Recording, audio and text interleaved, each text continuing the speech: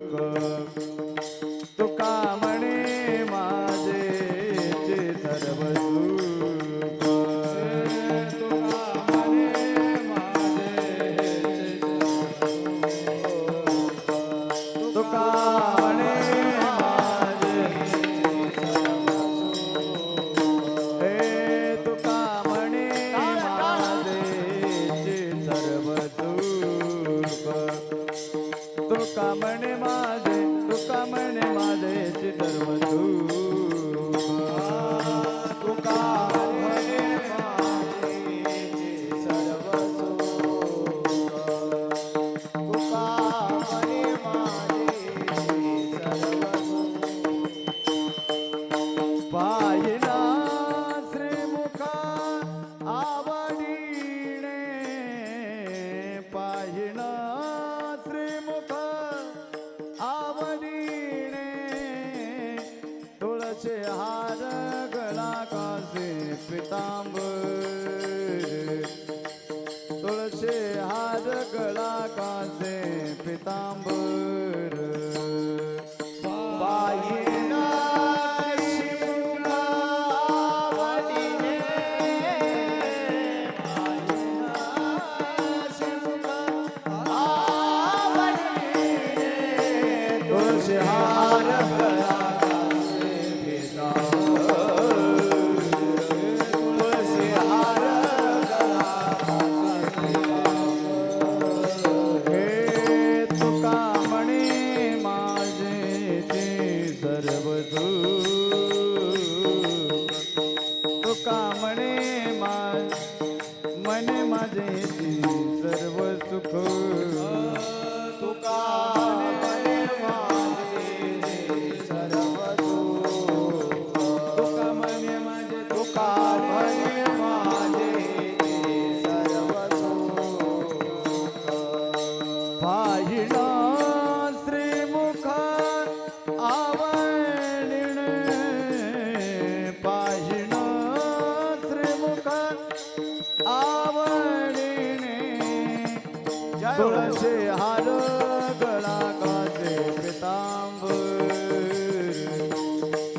तुळशी हार गळा कासे पितांबर पाहिला श्रीमुख आवडीने पाहिला श्रीमुख आवडीने तुळशी हार गळा कासे पितांबर तुळशी हार गळा आवडे निरंतर याचे ध्यान आवडे निरंतर आवडे निरंतर आवडे निरंतर याचे ध्यान आवडे निरंतर आवडे निरंतर आवडे निरंतर हेच ध्यान तुळशी हार गळा कासे पितांबर तुळशी हार गळा तुळशी हार कासे पितांबर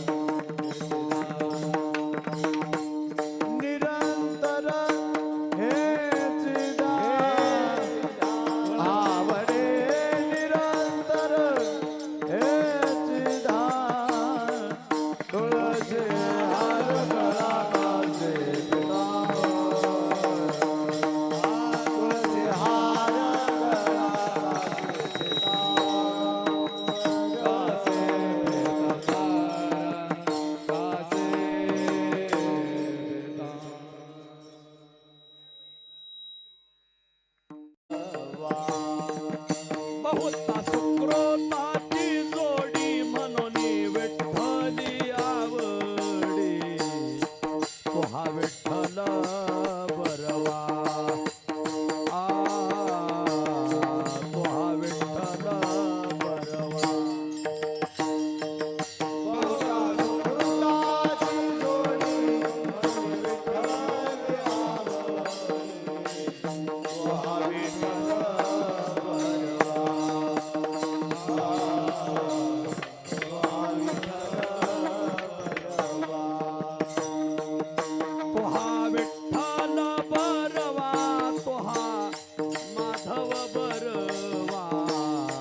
तुहा विठ्ठल बरवा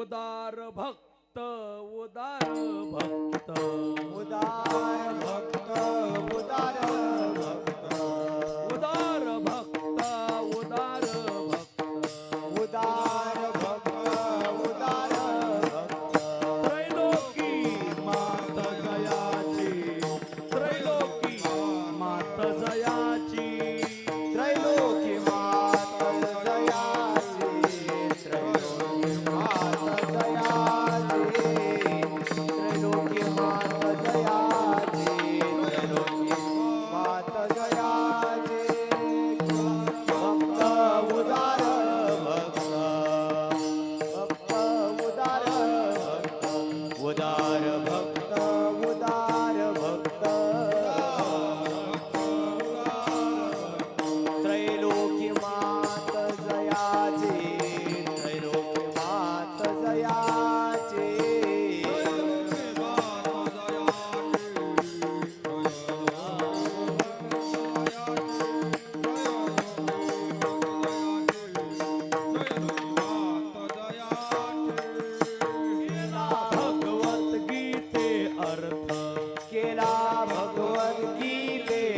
केला भगवत गीते अर्थ केला भगवत गीते अर्थ ऐसे समर्थ ती लोकी ऐसे समर्थ ती लोकी ऐसे समर्थ ते लोकी ऐसे समर्थ ते लोकी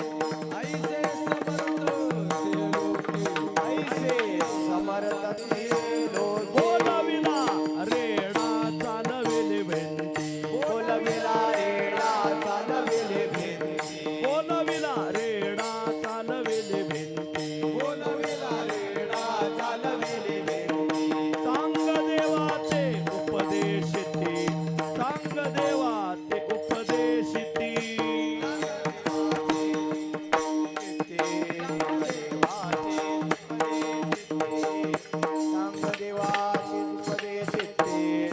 देवाचे सुपदे चित्ते केला भगवत गीते अर्थ केला भगवत गीते अर्थ ऐसे समर्थ ती लोकी ऐसे समर्थ ती लोकी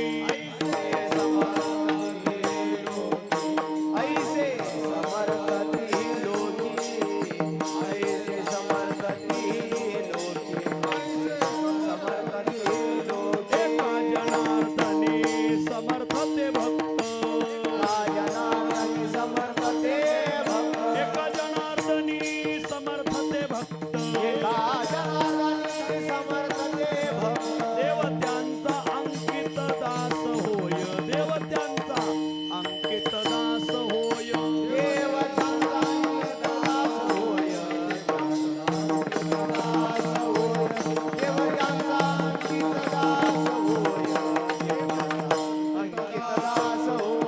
केला भगवत गीते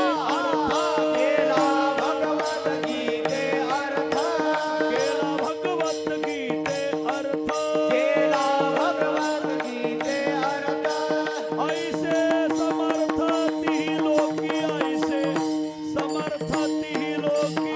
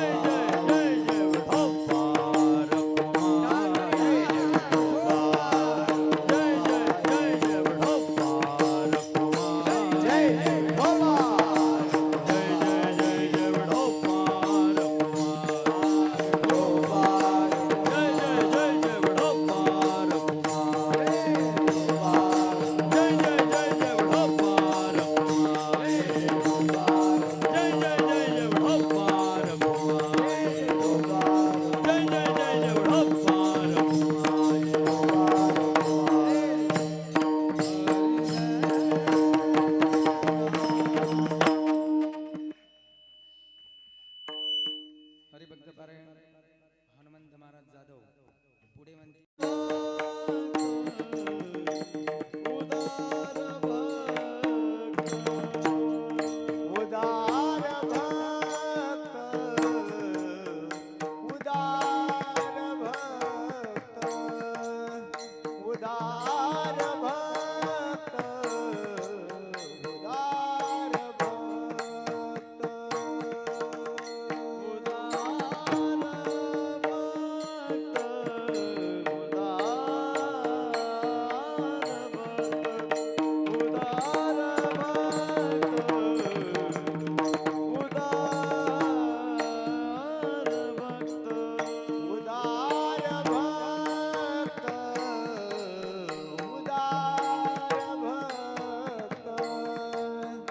उदार भक्त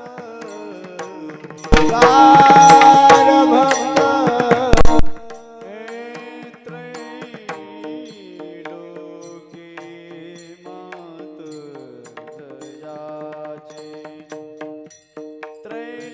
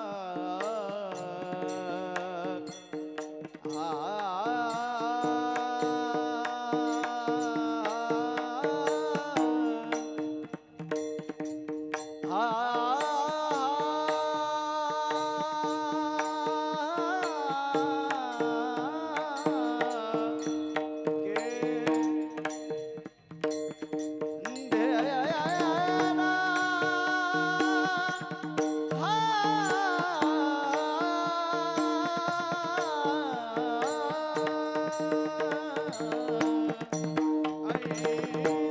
समर्थ तिलोकी ऐसा ऐसा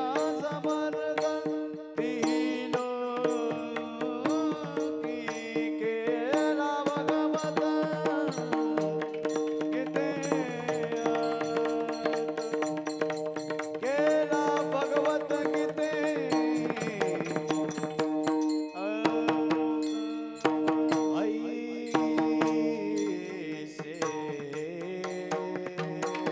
ऐसे समर्थ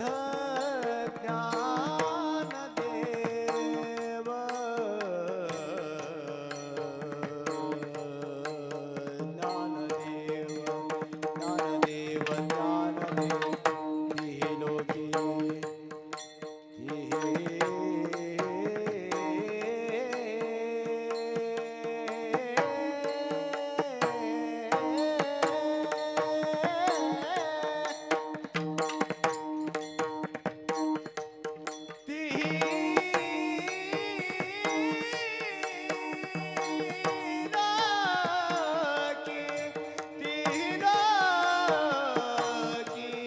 ऐसे समर्थ तिलोकी ऐसे समर्थ तिलोकी ऐसे समर्थ तिलोकी केला भगवत केला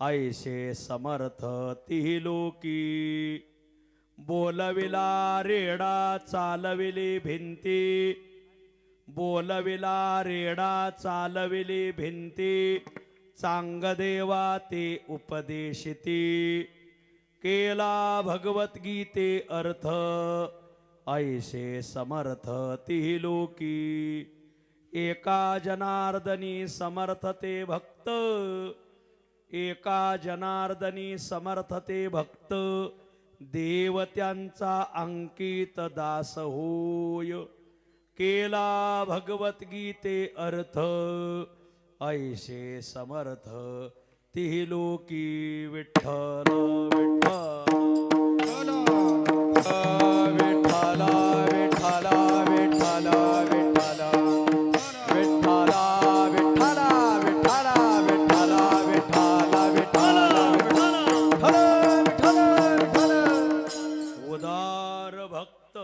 उदार भक्त थोडे वरच्या भोंग्यांचा आवाज कमी करा त्रैलोकी मात जयाची केला भगवद्गीते अर्थ ऐसे समर्थ तिलोकी पांडुरंगा करो प्रथम नमन पांडुरंगा करो प्रथम नमन पांडुरंगा करो प्रथम नमन पांडुरंगा करो प्रथम नमन दुसरे चरणा संतांची दुसरे चरणा संतांची दुसरे चरणा संतांची त्यांच्या कृपादाने कथेचा विस्तार कृपादाने कथेचा विस्तार त्या कृपादाने कथेचा विस्तार कृपादाने कथेचा विस्तार बाबाजी सद्गुरुदास तुका बाबाजी सद्गुरुदास तुका बाबाजी सद्गुरुदास तुका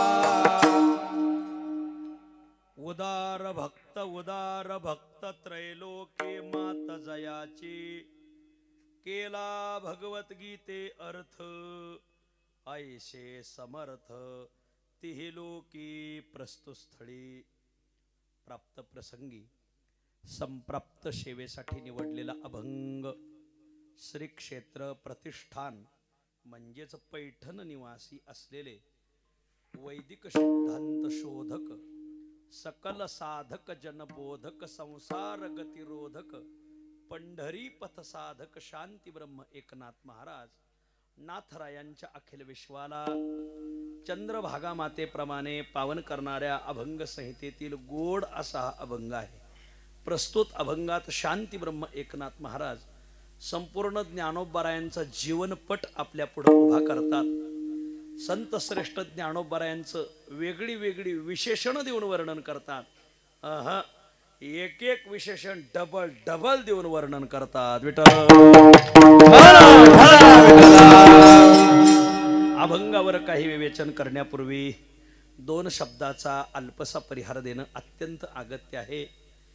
पुण्यसलीला चंद्रभागा माईच्या प्रवाहाने रुक्मिणी प्राणसंजीवन पंढरीनाथाच्या आगमनाने आणि चिरकाल वास्तव्याने पावन झालेला जिल्हा सोलापूर जिल्हा.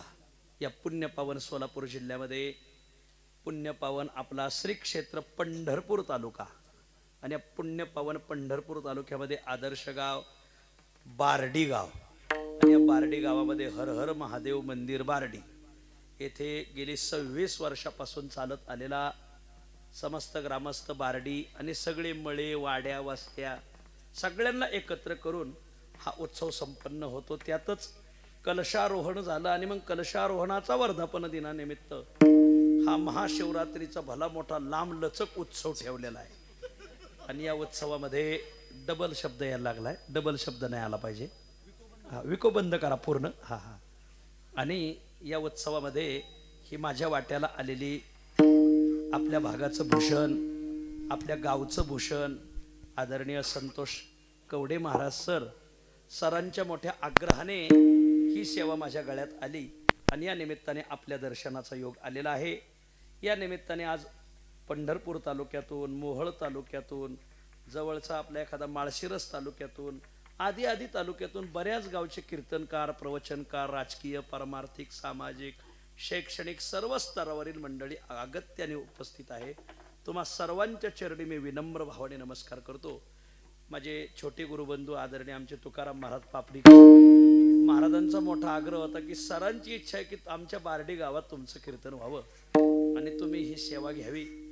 आणि मग सरांचे एकदा दोनदा माझा सरांशी चांगला परिचय झाला होता आणि मग येण्याचा योग आला. गावातून पुढे निघाल्यावर खूप लांब मळा आहे. म्हणलं गाव तर मागं राहिले बारडी मागं राहिले आपण आता काय बार्शीला चाललो का काय परंतु मला वाटलं इथं आता ऊसात कोण यायचं. सगळे द्राक्ष आणि ऊस कीर्तन ऐकायला कोण यायचं.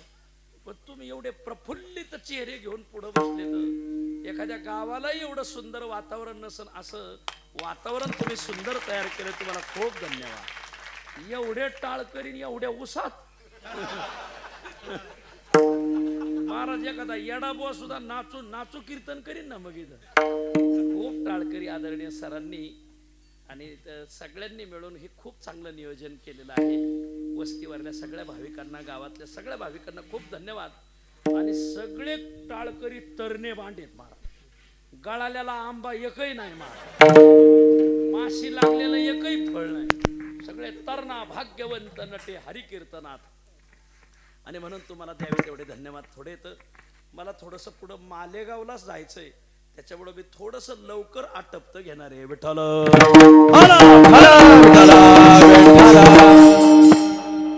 ज्ञानोबरायांना या वर्षी 750 वर्ष. ऐका ना माऊली आवाज आहे ना पलीकडे लई चाललाय.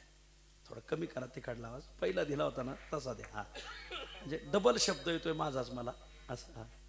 हा रामकृष्णारी रामकृष्णारी. हा तिकडनं थोडी कमी करा समज. रामकृष्णारी रामकृष्णारी रामकृष्णारी रामकृष्णारी. थोडं आणखी तिकडनं कमी करा थोडंसं.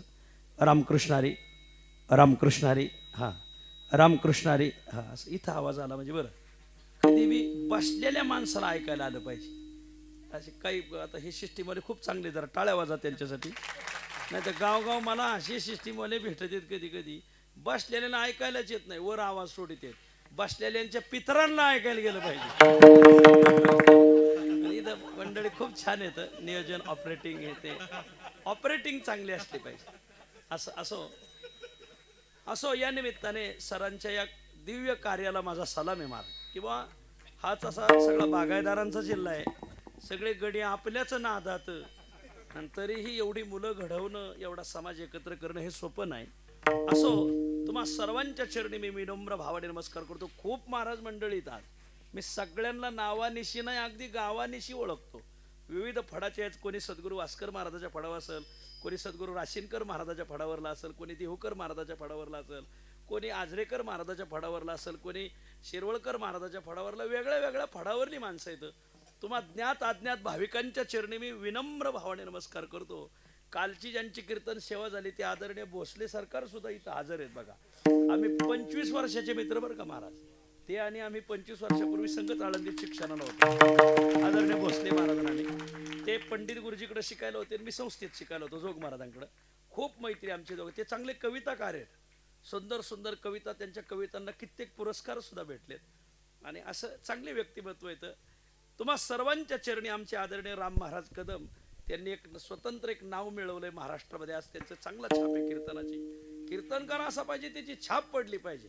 बऱ्याच कीर्तनकाराची गाय छाप पडती पण छापच पडत नाही. आणि म्हणून त्यांचं एक चांगलं कौतुक आहे. ज्ञात अज्ञात तुम्ही सर्व भाविक मंडळी, तुम्हा सर्वांच्या चरणी मी विनम्र भावाने नमस्कार करतो. अगदी तासाभरात सेवा आवरतो. विठ्ठल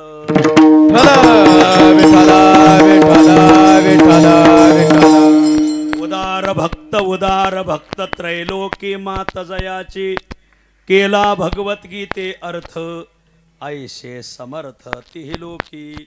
या अभंगामध्ये शांतीब्रह्म एकनाथ महाराज ज्ञानोबरायांचं जीवनपट उभा करतात. ज्ञानोबरायांना वेगळी वेगळी विशेषणं देऊन माऊलींचं वर्णन करतात. नुसती विशेषणं देत नाही तर एक एक विशेषण डबल डबल देतात. विठ्ठल आपण महाराष्ट्रीयन माणसं संत वाङ्मय वाचणारी माणसं आहेत, गाथा पारायण करणारी माणसं आहेत, ज्ञानेश्वरी पारायण करणारी माणसं आहेत, भागवत पारायण करणारी माणसं आहेत, आपण वाचन करणारी माणसं आहेत. जरा संत वाङ्मयाकडे जर पाहिलं तर लक्षात येईल की आपल्या संतांनी त्यांच्या अभंग गाथेमध्ये जसं देवाचं वर्णन केलंय तसं संतांचंही वर्णन केलंय, आणि जसं देवांचं संतांचं वर्णन केलंय तसं जीवाचंही वर्णन केलंय. कित्येक कित्येक कित्येक अभंगातून जीवाचं वर्णन केलेलं आहे, कित्येक अभंगातून देवाचं वर्णन केलंय, आणि कित्येक अभंगातून संतांचं वर्णन केलंय. तुम्ही म्हणाल महाराज देवाचं आणि संतांचं वर्णन ऐकलं होतं, पण आमच्या जीवांचं सुद्धा आहे. हो हो, तुम्हा आम्हा जीवांचं सुद्धा संत वाङ्मयाने वर्णन केले. नुसतं वर्णन केलं नाही, विशेषण देऊन वर्णन केलं. तुम्हा आम्हा संसारिक माणसाचं वर्णन नुसतं पोकळ वर्णन नाही केलं. वर वर माया नो पाशी झोप ग बाया, असं वरवर वर्णन केलं नाही, विशेषण देऊन वर्णन केलंय. तुम्हा आम्हा जीवांचं देवाचं नुसतं वरवर वर्णन केलं नाही, मग विशेषण देऊन केलंय. संतांचंही वर्णन नुसतं वरवर केलं नाही तर विशेषण देऊन केलंय. आता खरं सांगू का, नुसती विशेषणं दिली नाही. जीवाचं वर्णन करताना नुसती विशेषणं दिली नाही, एक एक विशेषण डबल डबल दिलंय. देवाचं वर्णन करताना एक एक विशेषण डबल डबल दिलंय, आणि संतांचं वर्णन करत असताना एक एक विशेषण डबल डबल दिलंय. आजच्या अभंगात ज्ञानोबरायचं वर्णन करताना 2 विशेषण डबल डबल आलेली आहेत. उदार आणि समर्थ हे दोनदा आलेलं आहे. मी थोडा काव्यप्रभा पाहणारा माणूस आहे. आता मी थोड्या काव्यप्रभेवरच बोलतो. आपल्या संत वाङ्मयामध्ये जीवाचं वर्णन केलं, तुम्हा आम्हा संसारिकाचं. नुसतं वर्णन केलं नाही, विशेषणं दिली. नुसती विशेषणं दिली नाही, एक एक विशेषण डबल डबल दिलंय. मग तू म्हणाल महाराज आमचं वर्णन विशेषण देऊन ज्ञानोबरायने तुकोबरायने आमचं वर्णन. हो हो तुमचं, डबल विशेषण देऊन. हो हो, मग कोणती विशेषण दिली सांगा बरं लवकर. त्या संतांचं देवाचं मागं राहू द्या, पहिलं आमचंच सांगा. काय मी पहिलं तुमचंच सांगणार आहे, कारण ज्या शेतात जायचे त्या बांधावरल्या मसोबाला शेंदूर पहिला मान संसारिकाला. तुम्हा आम्हा जीवाचं वर्णन केलं विशेषण देऊन डबल डबल. कोणती विशेषण दिली जरा सांगता का? आता खरं सांगू, आपण जर चांगले वागलो असतो ना तर आपल्याला खरंच चांगली विशेषणं दिली असती. पण आपण खूप वागत असताना लय गुण उधाळलेत महाराज.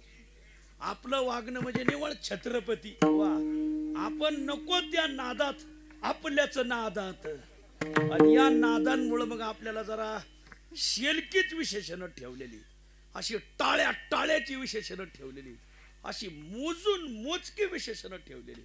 कोणती विशेषणं ठेवली?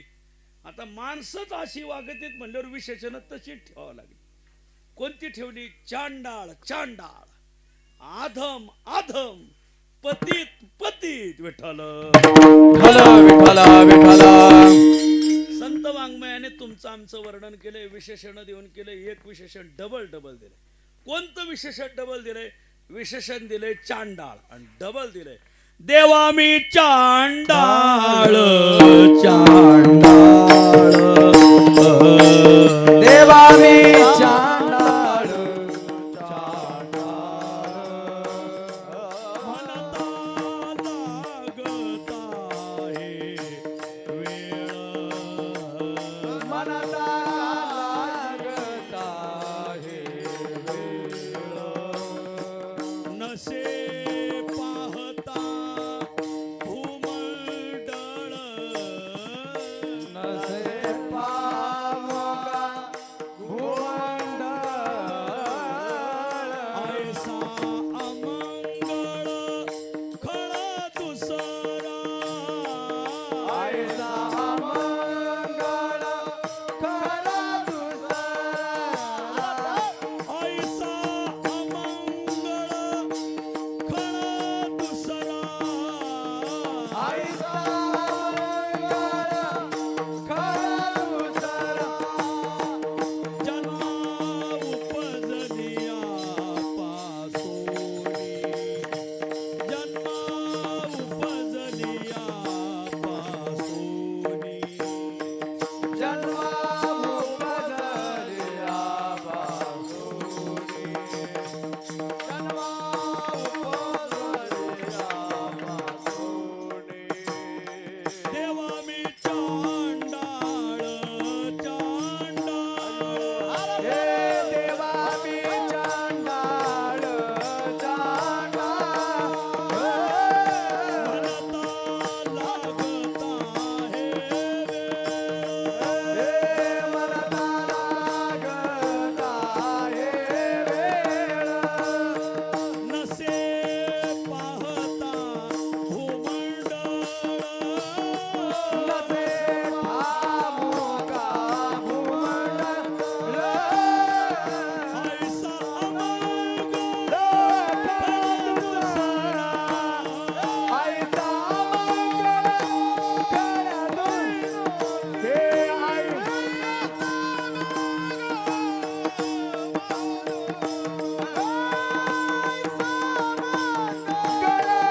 खरा दुसरा. जन्मा उपजलिया पासोनी, जन्मा उपजलिया पासोनी. जन्मा उपजलिया पासो. हे उपजलिया पासोनी.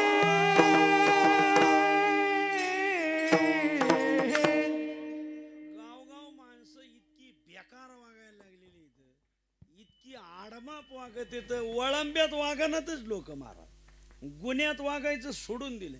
म्हणून तुकाराम महाराज म्हणतात यांना चांडाळ म्हणणं म्हणजे चांडाळाचा अपमान करणं आहे महाराज. मग चांडाळाहून चांडाळ माणसं आहेत. आता काय सांगावं तुम्हाला. आता हे तुम्हाला ऐकायला जरा जडच जाईल, पण आता चांगले वागले असते तर मग नसतं वाटलं मला. काय झालं, मुंबईला एक मनुष्य होता कामाला, आणि कामाला गेल्यावर त्याने खूप नाव कमवलं, खूप पैसा कमवला, कामगार संघटनेचा प्रमुख झाला. आणि मग प्रमुख झाल्यावर गावाकडे आला. गावाकडे आल्यावर नदीला वाड्याला काही पोरं खेकडे धरायची, मासे धरायची, कोणाचे ऊस खायचे, डाळिंब खायचे, द्राक्ष खायचे, कोणाच्या बोराला दगड हाणायचे, अशी चालू होतं. त्यांनी पाहिलं याच्यात एक मुलगा चांगला आहे गाड्या, हा मुलगा नदीला असेच खेकडे धरून मरेल, असेच मासे धरून मरेल, याला जर आपण मुंबईला नेलं, जर आपल्या कामगार संघटनेत दाखल केलं तर हा नाव कमवेल, माझ्यासारखे पैसे कमवेल. आणि म्हणून त्याच गावच्या माणसाला खूप दया आली. त्याची मुंबईमध्ये कामगार संघटनेचा तो प्रमुख होता. ह्या खेकडं धरणाऱ्याला त्याने मुंबईला नेला, आपल्या घरात 2 वर्ष ठेवला. त्याला त्या कामगार संघटनेत दाखल केलं, चांगला नोकरी लागला, चांगला पगार मिळवायला लागला, त्याला फ्लॅट घेऊन दिला, त्याचं लगीन लावलं. मग उपकार केलाय, त्या उपकाराची काही जाण आहे का नाही? आपण माणसं आहेत का नाही?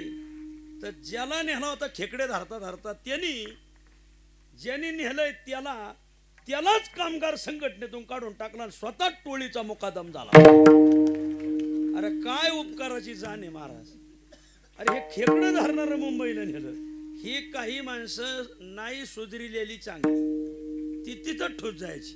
न सांगावे वर्म जगी असो द्यावा भ्रम, नाहीतरी लागतील पाठी करोडी सोडीतील हिमपुटी. तुकाराम महाराज. काही माणसं पुढं न्यायच्या लायकीची नसते, ते तिथं ठेवायचे, फक्त डोक्यावर हात पडायचा. वा वा छान छान खूप गोड पळी जर फाटूस. मला सांगा, ज्या माणसाला खेकडे धरता धरता मुंबईला न्याला, आज त्याचं लग्न लावून दिलं, त्याला 2 वर्ष घरात सांभाळला, त्याला फ्लॅट घेऊन दिला, मग त्या माणसाने जर त्या माणसावर जर काटा काढायचा त्या माणसाचा, मग त्या माणसाला तुम्ही चांडाळ म्हणणार का चांडाळातला चांडाळ म्हणणार?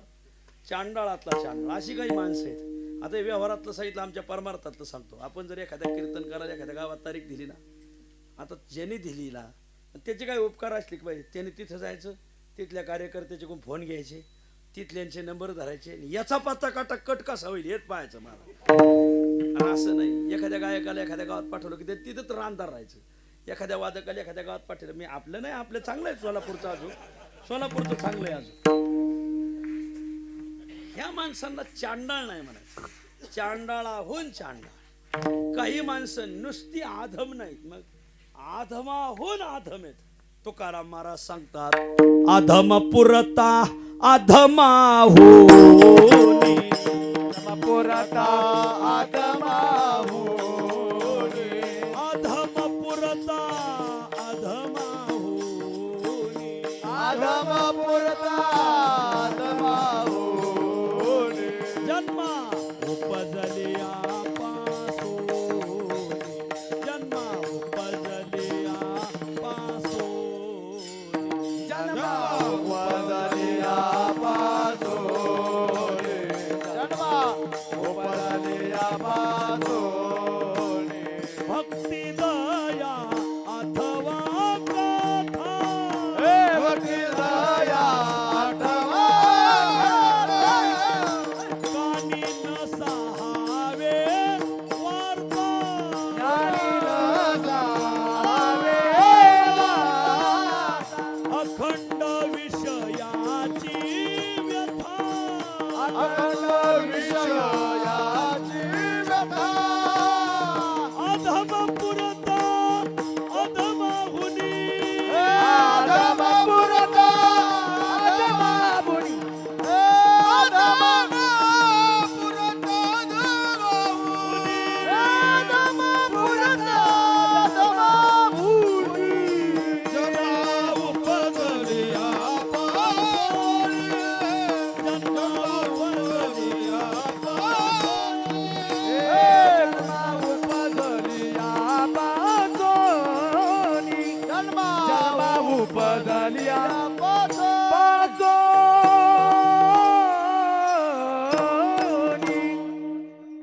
काही माणसं आधम नाहीत, मग आधम म्हणणं त्यांना म्हणजे आधमाचा अपमान करणं आहे. मग आधमाहून आधम येत.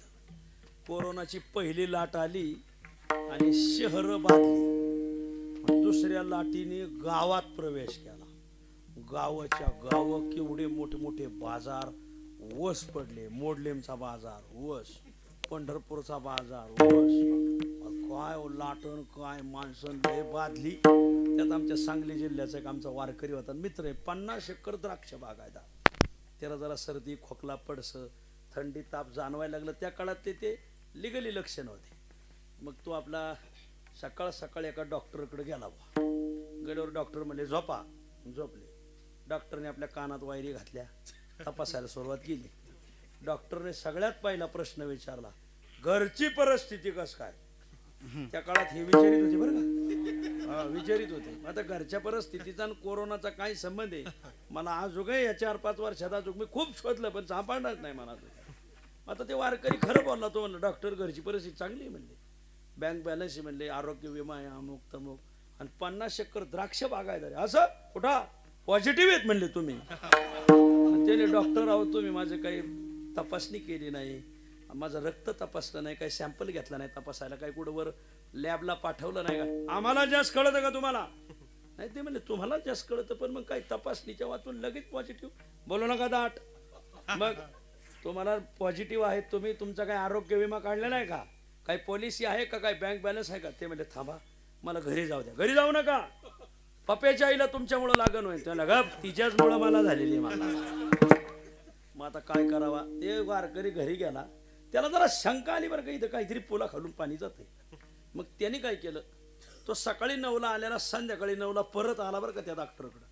त्याच डॉक्टरकडे आला, फक्त येताना काय केलं, फाटके कपडे घालून आला आणि तोंडाला मास्क लावलं.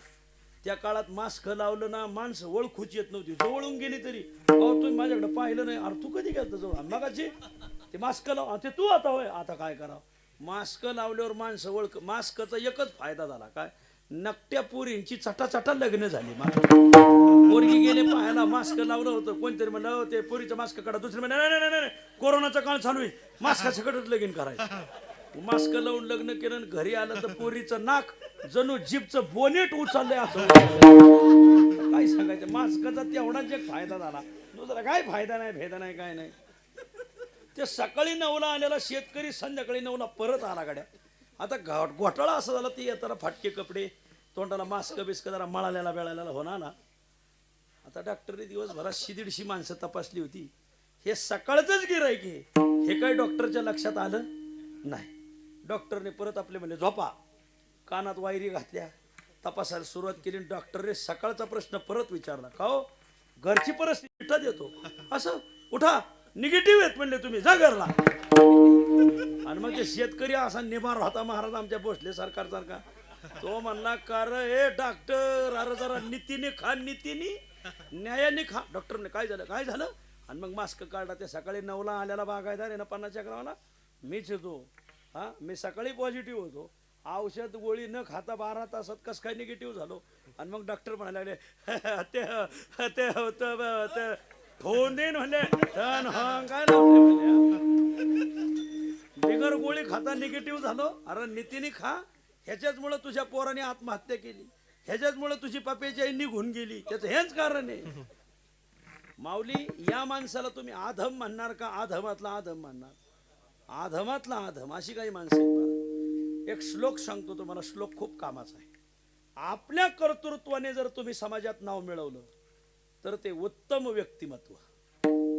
उत्तमा आत्मन ख्याता पितुख्याताश्च मध्यमाः कनिष्ठा मातुला ख्याता श्वशुराच अधमाधमाः. शास्त्रकार सांगतात, आपल्या कर्तृत्वाने जर मोठा झाला तर उत्तम व्यक्तिमत्व. हो, 1 मिनिट उभा राहा. का हो, थांबा तर, हे फोन काढ रे, का बरं फोटो काढ बरं त्यांचं सगळं. हो बघ का, अहो तुम्हाला कोण ओळखत नाही, अख्खा महाराष्ट्र तुम्हाला ओळखतो. 2 मिनिटं उभे राहा, फक्त सेल्फी काढू द्या. काही माणसांना अख्खा समाज ओळखतो महाराज, का? त्यांचं वागणं तसं आहे, त्यांचं कर्तृत्व तसं आहे, त्यांचं नेतृत्व तसं आहे, त्यांचं वक्तृत्व तसं आहे महाराज. आपल्या कर्तृत्वाने जर समाजात चमकला उत्तम व्यक्तिमत्व, आपल्या बापामुळं जर चमकला तर मध्यम व्यक्तिमत्व. राम राम राम राम. ओळखलं का मला? नाही हो. अहो मी अमुक अमुक. अरे नाही ओळखलं बाबा, ते अमक्या अमक्याला ओळखतं का? हा, त्यांना चांगलं ओळखतो. अहो मग मी त्यांचा थोरला मुलगा. हा, तुझ्या बापाला ओळखतो, तुला ओळखत नाही, तू त्याचा पर्याय होय. आपली ओळख झाली, जर बापामुळे झाली तर आपलं व्यक्तिमत्व हे मध्यम व्यक्तिमत्व. उत्तम व्यक्तिमत्व स्वतःच्या कर्तृत्वाने मोठा झाला. बापाच्या मुळे जर आपली ओळख झाली तर मध्यम व्यक्तिमत्व. मामामुळे जर आपली ओळख झाली आधम व्यक्तिमत्व. हा, राम राम राम राम. ओळखलं का? नाही. अहो मी अमुक अमुक. अरे नाही ओळखलं. अहो मी अमक्याचा मुलगा. अरे तुला ओळखत नाही, तुझ्या बालाही ओळखत. त्या अमक्या अमक्याला ओळखता का? हो हो. अहो मग तुम्ही त्यांचा भाचा आहे, ते माझे थोरले मामा आहेत. हा, तुझ्या मामाला ओळखतो. आपल्या व्यक्तिमत्व, आपल्या कर्तृत्वामुळे जर ओळख निर्माण केली उत्तम व्यक्तिमत्व. बापामुळे जर आपल्याला ओळखत असतील मध्यम व्यक्तिमत्व, मामामुळे ओळखत असतील आधम व्यक्तिमत्व. खाली राहिला आता आधमातलं आधम, आपल्या सासऱ्यामुळे जर आपल्याला सासऱ्यामुळे जर ओळखत असतील तर आधमातलं आधम व्यक्तिमत्व. ओळखलं का मला? नाही नाही. अहो मी अमक्याचा पोर आहे. अरे तुला ओळखत नाही, तुझ्या बालाही ओळखत नाही. अहो मी अमक्याचा भाचा. अरे तुझ्या मामालाही ओळखत नाही, तुलाही ओळखत नाही. त्या अमक्याला ओळखतं का? हो. अहो मग मी त्यांचा थोरला जावं. हा, तुझ्या सासऱ्याला ओळखतो. त्यांनी तुला पोरगी दिली का? हा, नाही तर तसाच राहिला असता. बरं झालं तुझ्या सासऱ्या तो आपल्या सासऱ्यामुळे जर आपली ओळख निर्माण झाली असेल तर अधमातलं अधम व्यक्तिमत्व, उत्तमा आत्मन ख्याता पितु ख्याताश्च मध्यमा कनिष्ठा मातुलात ख्याताश्वराच अधमाधमा. सगळं शास्त्रकार सांगतात. मला हेच सांगायचं, काही माणसं चांडाळ चांडाळ, अधम अधम, पतित पतित, पतित पतित, परेमेत्री वाचा इथं तीनदा एक विशेषण टिबल दिले महाराज. वा, जीवाचं वर्णन केलंय, विशेषण देऊन केलंय, एक विशेषण डबल डबल दिले. चांडाळ चांडाळ, अधम अधम, पतित पतित, विठ्ठल संत वाङ्मयात देवाचं वर्णन आलंय. नुसतं वर्णन नाही, विशेषण देऊन, नुसती विशेषण नाही, एक विशेषण डबल डबल दिलंय. देव जानता देव जानता देव जानता देव जानता देव जानता देव जानता देव जानता देव जानता आपुलिया सत्ता एकाएकी, आपुलिया सत्ता एकाएकी, आपुल्या सत्ता एकाएकी, आपुल्या सत्ता एकाएकी, आपुल्या सत्ता एकाएकी, आपुल्या सत्ता एकाएकी. देव चतुर देव चतुर देव चतुर देव चतुर देव चतुर देव चतुर देव चतुर जाणोनी अंतर वर्त तसे, अंतर वर्त तसे, जाणून अंतर वर्त तसे, जाणून अंतर वर्त तसे, जाणून अंतर वर्त तसे, जाणून अंतर वर्त तसे. देव निराळा देव निराळा देव निराळा देव निराळा देव निराळा देव निराळा देव निराळा देव निराळा अलिप्त विटाळा तुका म्हणे, अलिप्त विटाळा तुका हे आलिप्त विटाळा तुका म्हणे, आलिप्त विटाळा तुका आलिप्त विटाळा तुका म्हणे, आलिप्त विटाळा तुका म्हणे. देवाचं वर्णन विशेषण देऊन एक विशेषण डबल डबल देव. देव जानता देव जानता आपुलिया सत्ता एकाएकी, देव चतुर जाणोनी अंतर वर्त तसे, देव निराळा अलिप्त विटाळा तुका म्हणे, देव जानता. एक दिवस पांडुरंग जेवायला बसले, रुक्मिणी वाढत होती आणि रुक्मिणीने बाजार आमटी वाढत होती. देव जेवायला बसले, रुक्मिणी म्हणे का हो तुम्ही देवा जेवताय पण जग जेवलं का? रुक्मिणी, जग जेवल्याशिवाय मी जेवत नाही. त्याला 3 टाइम देतो, नाही 3 टाइम तर निदान 2 टाइम तरी देतो, नाही 2 टाइम तर निदान 1 टाइम तरी जेव घालतो, नाही 1 टाइम नाश्ता तरी देतो, नाही नाश्ता तर निदान कपभर दूध तरी देतो. दूध म्हणावं, चहा कशाला? रुक्मिणी म्हणजे मी उद्या तुमची परीक्षा घेणार. तेव्हापासूनच बायका मालकाची परीक्षा घ्यायला लागल्या बरं. या पहिल्या बायका घेत नव्हत्या, पण रुक्मिणीने हे वळण पाडून दिलं, तसंच वळण पडलं. मी उद्यापर्यंत देव म्हणले घे. मग सकाळ सकाळ देव उठले, स्नानबिन झालं. देव आता कुठेतरी भक्ताच्या कामाला गेले, सावता महाराजांच्या बरोबर खुरपायला, कुठं काहीतरी माळ्या सावत्या लागे, चोखोबाचे ढोरे ओढायला देव काहीतरी कामाला निघून गेलो. रुक्मिणीने काय केलं, एक डबी घेतली, चांगली झटकून पुसून घेतली आणि त्यात एक मुंगी टाकली, जिवंत डबी लावली आणि डबी ठेवली पिशीत खुली. देव दिवसभर सावता महाराजाची काहीतरी कामं करून कुठून तरी आले. संध्याकाळी आले का रुक्मिणीने हातपाय धुवायला पाणी दिलं, देवाने हातपाय धुतले, रुक्मिणीने स्वयंपाक केला आणि जेवायला बसले. जेवायला बसल्यावर रुक्मिणीने सांगितलं जग जेवले का? देव बोले जग जेवल्याशिवाय मी जेवतच नाही, म्हणा पुंडलिका. देवाने पाणी फिरवलं, तोंडात घास घालणार, रुक्मिणीने हात धरला. देव बोले काय झालं? काल लय नाक उचलून बोलत होते. बायका गड्याला असंच बोलत आहेत, खरंय का नाही? वर बघा, हे बघा, कीर्तन ऐकताना माणसाने वर बघत जाव, खाली बघत नाही जाव. बायका रुक्मिणी म्हणे का हो, काल तर लय नाक उचलून बोलत होते. देव म्हणे काय झालं? जग जेवल्याशिवाय मी जेवत नाही, जग जेवल्याशिवाय मी जगवत नाही. म्हणजे मग एक प्राणी जेवायचा राहिला आहे, दिवसभर उपवाशी, तो न जेवता तुम्ही जेवताय कस काय? हा? देव म्हणे रुक्मिणी त्या डबीतल्या मुंगीचं चाललंय. रुक्मिणी म्हणली तुम्हाला कसं कळालं डबीतली मुंगी उपवाशी? देव म्हणले रुक्मिणी तू ज्या शाळेत शिकली तिथं संस्थापक अध्यक्ष मी म्हणे. मुख्याध्यापक आहे असो. आणि मग रुक्मिणीने झाकण काढलं तर मुंगी, आणि मुंगीच्या मुखात एक साखरेचा दाना. विठ्ठल सहकारी साखर कारखान्याची साखर तिच्या मुखात होती. कारखाना चालू आहे का पण? हा, नाही तर उगा हिरी जवळचाच वाफा कोंडा. एक साखरेचा दाना त्या मुंगीच्या मुखात. तिने मुंगी झाकून ठेवली तरी ते देवाला कळालं. देव जाणता, देव जाणता, देव चतुर, देव चतुर, देव निराळा. तिने नाही प्रमाणाने मला कथा सांगता येतील शास्त्रातल्या, मी वेळ घेणार नाही. पुढं चला. शिवाचं वर्णन केलं विशेषण डबल डबल देऊन, देवाचं वर्णन केलं एक विशेषण डबल डबल देऊन. आता संतांकडे या. संत वाङ्मयामध्ये संतांचं वर्णन केलं. नुसतं वर्णन नाही, विशेषण दिली. नुसती विशेषण नाही, एक विशेषण डबल डबल दिलंय. संत श्रेष्ठ, संत श्रेष्ठ, पातकी नष्ट तारीती,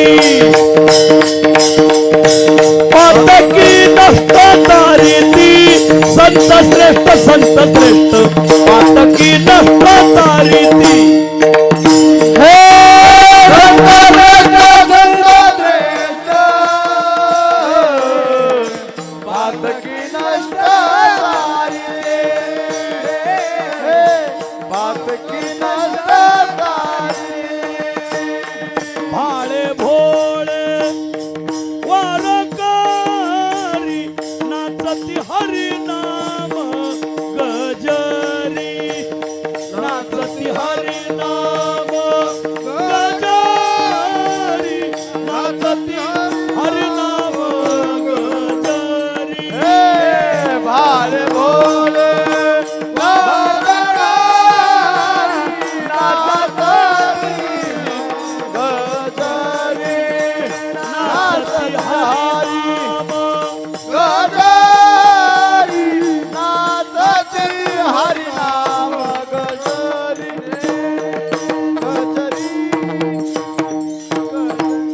संतांचं वर्णन विशेषण देऊन एक विशेषण डबल डबल देऊन. वा, सांगा बरं. श्रेष्ठ विशेषण डबल दिलंय. संत श्रेष्ठ, संत श्रेष्ठ, पातकी नष्ट तारीती. भोळे विशेषण डबल दिले. भाळे भोळे वारकरी हरिनाम गजरी, नाचती किंवा नाचती हरिनाम गजरी. संत श्रेष्ठ, संत श्रेष्ठ. माऊली साधू थोर जाना, साधू थोर जाना, साधू थोर जाना. कलियुगी संत सगळ्यात जीवांमध्येही श्रेष्ठ आहे आणि देवांमध्येही श्रेष्ठ आहेत. म्हणून संत श्रेष्ठ, संत श्रेष्ठ. मी तुम्हाला याच्यावर उदाहरण सांगतो, पण तुमच्या आवडीचं सांगा. मुक्ताबाईंचं सांगू का चोखोबरायचं सांगू? तुम्ही सांगा. आवड आपली आपली. मुक्ताबाई सांगू? बर. मुक्तपणे मुक्त, श्रेष्ठपणे श्रेष्ठ, मुक्तपणे मुक्त श्रेष्ठपणे श्रेष्ठ, मुक्तपणे मुक्त, श्रेष्ठपणे श्रेष्ठ, मुक्तपणे आदिशक्ती, सर्व हे वरिष्ठ आदिशक्ती, सर्व हे वरिष्ठ आदिशक्ती. संत श्रेष्ठ, संत श्रेष्ठ, मुक्तपणे मुक्त, डबल विशेषण, श्रेष्ठपणे श्रेष्ठ, सर्वत्र वरिष्ठ आदिशक्ती. काय झालं? पंढरपूर आपलं आळंदीला एकदा संत संमेलन भरलं. पहिले सगळे साधू एकत्र बसत होते. आताचे कीर्तनकार एकत्र बसायला नको म्हणतात महाराज. रोज ताजा पैसा भेटू दे, घेणंच नाही राहिलं. धर्म नाही, हिंदू धर्म नाही, काय नाही, संप्रदाय वाढेल कसा, काही सोयी सुचकच नाही. आपल्याच नादात अजून. आणि मग एकत्र बसलं पाहिजे, विचाराची देवाणघेवाण झाली पाहिजे. अरे ज्या झाडाची फळं चाकतो त्या झाडाला पाणी घातलं पाहिजे. माऊली ह्या संप्रदायाने आपल्याला मोठं केलंय. या संप्रदायाला आपण नाही जपलं. झाडाच्या मुळावर घाव घातल्यावर झाड फळ देईल कसं सोन्या? कळायचंच नाही. असो झालं. असं आळंदीला संत संमेलन भरलं. मग तेर डोकीचे गोरोबा काका, अरण भेंडीचे सावता महाराज, परळे वैजनाचे, जगन्मित्र नागा, चोखोबाराय, राका, बांका, वांका, सगळे 18 पगड जातीचे संत एकत्र आले. सगळ्यांची चर्चा चालू आहे. कोण कोणाचा विषय, कोणी भक्तीपर, कोणी ज्ञानपर, कोणी कर्मपर, कोणी योगपर, अशी विचाराची देवाणघेवाण चालू होती. सगळ्याच्या शेवटी नामदेव महाराज आले. पंढरपुरी माणसं जरा वजनात येतात महाराज. असो वर बघा, असे वजनदार पंढरपुरी, असे मुद्दाम, असे जरा चोपदार मागे चोपदार पुढे नामदेव महाराज आले. अरे पांडुरंगाचे उपासक नामदेव महाराज आले. सगळेच उठून उभा राहिले. मोठ्याने पुंडलिका केली. पुंडलिक वरदा हरी विठ्ठल श्री ज्ञानदेव. आणि मग झाले नामदेव महाराज आले. नामदेव महाराज आले लगेच सगळ्यांनी एक मोठं आसन आणलं, आसनावर बसवलं, घोंगडी टाकली, नामदेव महाराज बसले. मग सगळ्यात पहिलं दर्शन निवृत्तीनाथाने घेतलं. उठले निवृत्ती संतांच्या दर्शना, पंढरीचा प्रेमा घराला. आणि मग दर्शन घेतलं, केली प्रदक्षिणा, वंदिले चरण, झाला अभिमान नामयासी. एखादा मोठा माणूस आपल्याला मानायला लागला म्हणजे आपण फार हात सोडून वागायचं नसते, मर्यादा सोडायच्या नसतात. मला निवृत्तीनाथ पाया पडले, मग सावता महाराज पडले, मग गोरोबा काका पडले. निवृत्तीनाथ पाया पडून उभे राहिले. निवृत्तीनाथाने सांगितलं, सावता महाराज पाया पडते, तुम्हाला वयाने वडील आहेत, मग पाया पडा. आपण नाही पाया पडला. गोरोबा काका पाया पडले, आपण नाही पडला. ज्ञानोबराय पाया पडले, नामा म्हणे काय वंदू यांचे चरण, अंगे परब्रह्म मज पाशी, पांडुरंग माझ्या डाव्या हातचा मळे, यांच्या काय पाया पडायचं म्हणे. सुप्रीम कोर्ट हातात असलो ग्रामपंचायतच्या ठरावाला विचारित आहे कोण म्हणले, असं कोण म्हणले, नामदेव महाराज. आता या पाया पडून घेणाऱ्या माणसाचे गमक सांगतो तुम्हाला. पंढरपूर जवळच, तुम्हाला काही सांगायची गरजच नाही. तसं पाया पडून घेणाऱ्याचं गमक सांगतो. जो कोण पाया पडतोय याच्यावर त्याचं ध्यान नसतंय, कोण पाया पडायचं राहिलंय याच्यावर ध्यान राहतंय. नेमकं काय झालं, सगळे पाया पडत होते आणि मुक्ताबाई अशा खांबापाशी उभ्या होत्या. संत श्रेष्ठ, संत श्रेष्ठ. मुक्ताबाई काय काय पाया पडिनात. नामदेव महाराज आपले पुढचे पाया पडले का त्यांच्याकडे बघायचे आणि मुक्ताईकडे पाहायचे. मुक्ताईकडे पाहिलं का मुक्ताबाई मोठे डोळे करायचे. मुक्ताबाई मोठे डोळे केले हे गरबडायचे, परत पुढं बघायचे आणि फक्त हसायचे. पुढचा माणूस पाया पडत हसायचे, पाया नव्हते पडत. Smile please.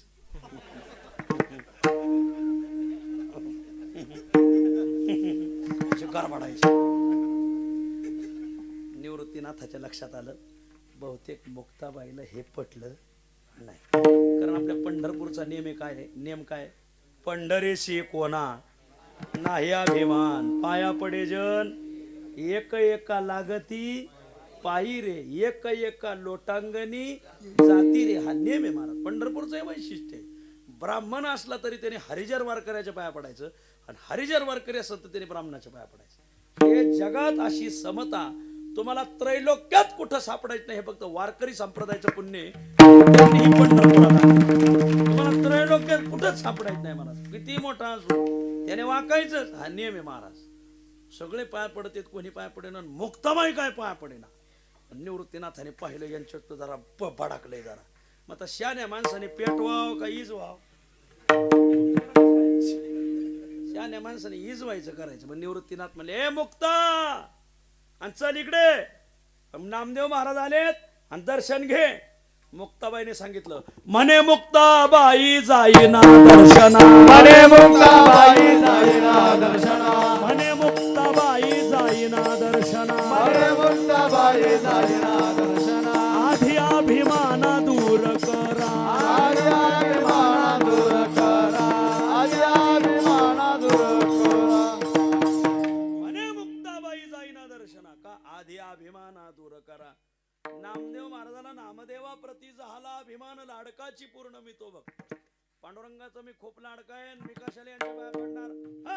आपण ना यांच्या पाया पडणार, मी पाय पडत नाही. मग मुक्ता अगं पाया पडा. मोठ्याने ओरडल्या, नामदेव महाराजाच्या पाया नाही पडणार का, नामा कच्चा बे कच्चा नाही गुरु का बच्चा, पाया नाही पडणार.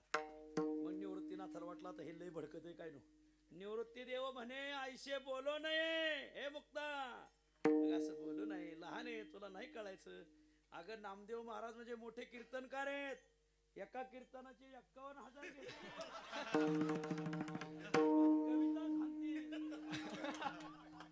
अगं हे मोठे कीर्तनकार आहेत. मुक्ताबाई म्हणजे ते सांगू नका. बोलो निया येणे वाढीला डांगोरा, अंतरीचा कोरा गुरुवीर. हे नुसतं बोल का शंख आहे. यांना गुरुचा काही अनुभव नाही, वारकऱ्याची काही उंची कळत नाही. अरे संतांचा सन्मान कळे ना जयाशी, राहुनी देवापाशी काय केले.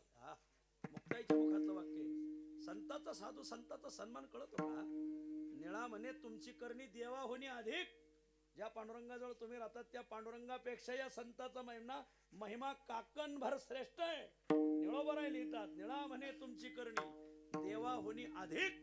मग मी नाही दर्शन घेणार. अगं मुक्ता असं म्हणू नये. निवृत्ती देव म्हणे ऐसे बोलू नये. धन्य भाग्य पाहे संत आले.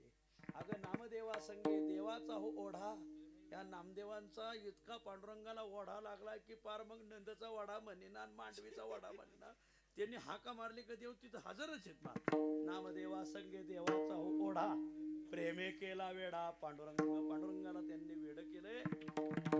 मी सांगतोय दर्शन घे. मग म्हणे मुक्ताबाई घाला लोटांगण.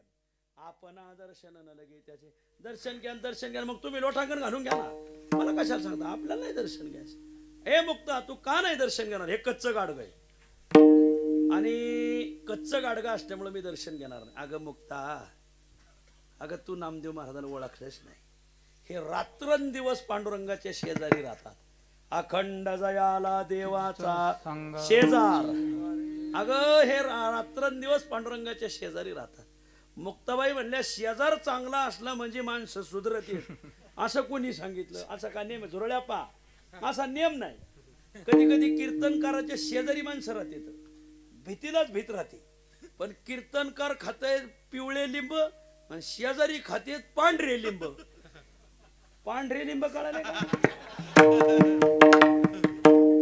पिवळे लिंब झाडाला लागतात आणि पांढरे लिंब कोंबडीला लागतात.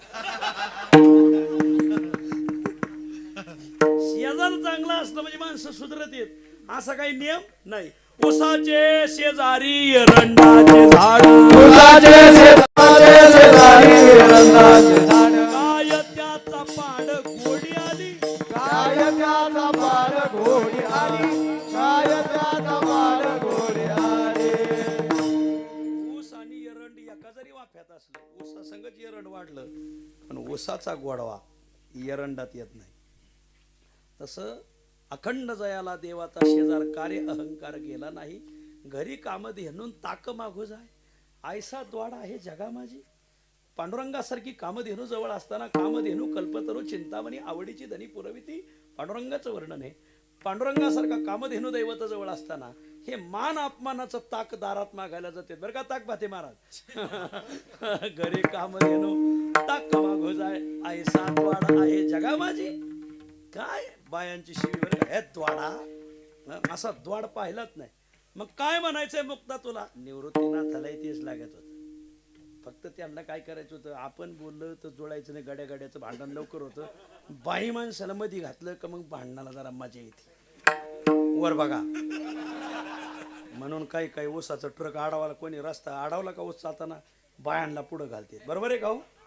हा आहेत काय आहेत असे वर बघा. आणि म्हणून मुक्ताबाईला पुढं केलं. मग मुक्ता तुला काय म्हणायचं. काही नाही. पुलालाचे कुंभ भाजल्या विन माती. काय साहे संगती पाण्याची. गाडगं जोपर्यंत भाजलं जात नाही तोपर्यंत त्याच्यात पाणी राहू शकत नाही. विरघळून जाईल. तसं नामदेव महाराज रूपी गाडगं भाजायचं आणि मग त्याच्या संत संगती रूपी पाणी घालायचं. म्हणे मुक्ताबाई चांग देवा वाणी भाजावा सज्जनी नामदेव. जसे चांगोबा भाजले तसे नामदेव राय भाजायचे. एवढं बोलणं ऐकलं नामदेव महाराजाच्या धैर्याचा बांध फुटला. हो उठून उभा राहिले. सगळी गरबडून पाहिलं. काय काय प्रकरण. एवढी कार्टी बोलती आणि तुम्ही ऐकून घेता. तुम्ही काय माणसं म्हणाव का काय. नामदेव महाराज लोक म्हणले काय झालं. मी कच्चा आहे आणि तुम्ही पक्के कशाहून. तुम्ही बी कच्चेच आहेत. निवृत्तीनाथ महाराज म्हणले थांबा. आता ना कोण कच्चन कोण पक्क हे म्हणल्याने सिद्ध होणार नाही. गाडग्याची पारख कुंभाराला. तसं साधू संत गाडगेचे आणि याची पारख करणार आपल्या ते कुंभारे म्हणले. कोण गोरोबा काका. म्हणे मुक्ताबाई भाजले की कोरे काकाचे उत्तर खरे मान. कोण भाजले कोण कच्च हे काका सांगतील. काकाजी इकडं या. आणि मग गोरा जुनाटप हे जुने हाती अनुभवाचे थापाटणे परब्रह्म म्हातारा नेवाला अंतरी. आणि मग जेव्हा म्हातारा निघालाय त्याने ठरवलं पावसात सभा घ्यायची आणि रान फिरवायचं. तुम्ही म्हाताऱ्याला सामान्य समजू नका. तुम्ही 1-2-4 दिवस दम धरा बघा. सगळं असं होतं सांगायचं भागाचं आहे. तुम्ही म्हातारी लय अवसान धरून ती उग पिकलेली नसते असं. मग जेव्हा म्हातारा निघालाय पुढं महाराज काकाजीच्या हातात थापटणं दिलं. बसा ओळीनी. सगळे ओळीनी बसवले पंगत धराव तशी. नामदेव महाराज म्हणले हो आधी केले आणि मग सांगितले. ही मुलगी एवढी चरा बोलती, मग आधी ह्या भावंडाची परीक्षा घ्या, हिच्या थोरल्या भावापासून सुरुवात करा आणि मग प्रथम थापाटने निवृत्तीचे माथा निवृत्तीनाथाच्या माथ्यावर टाकलं. डेरा झाला निका परब्रह्म, डेरा असा खनखन वाजला. असं वा हा, मला आता संतोष झाला. आता तुम्ही कवडी नाही दिली तरी चालेल. संतोष झाला हरिभक्ता. नामदेव महाराजांचा अभंग ऐका. मग प्रथम थापाटने निवृत्तीचे माथा, डेरा झाला निका परब्रह्म. मग तेच थापटन ज्ञानोबरावर मारलं. खन खन आवाज आला. सोपान देवावर खन खन आवाज आला. आली मुक्ताईची पाळी.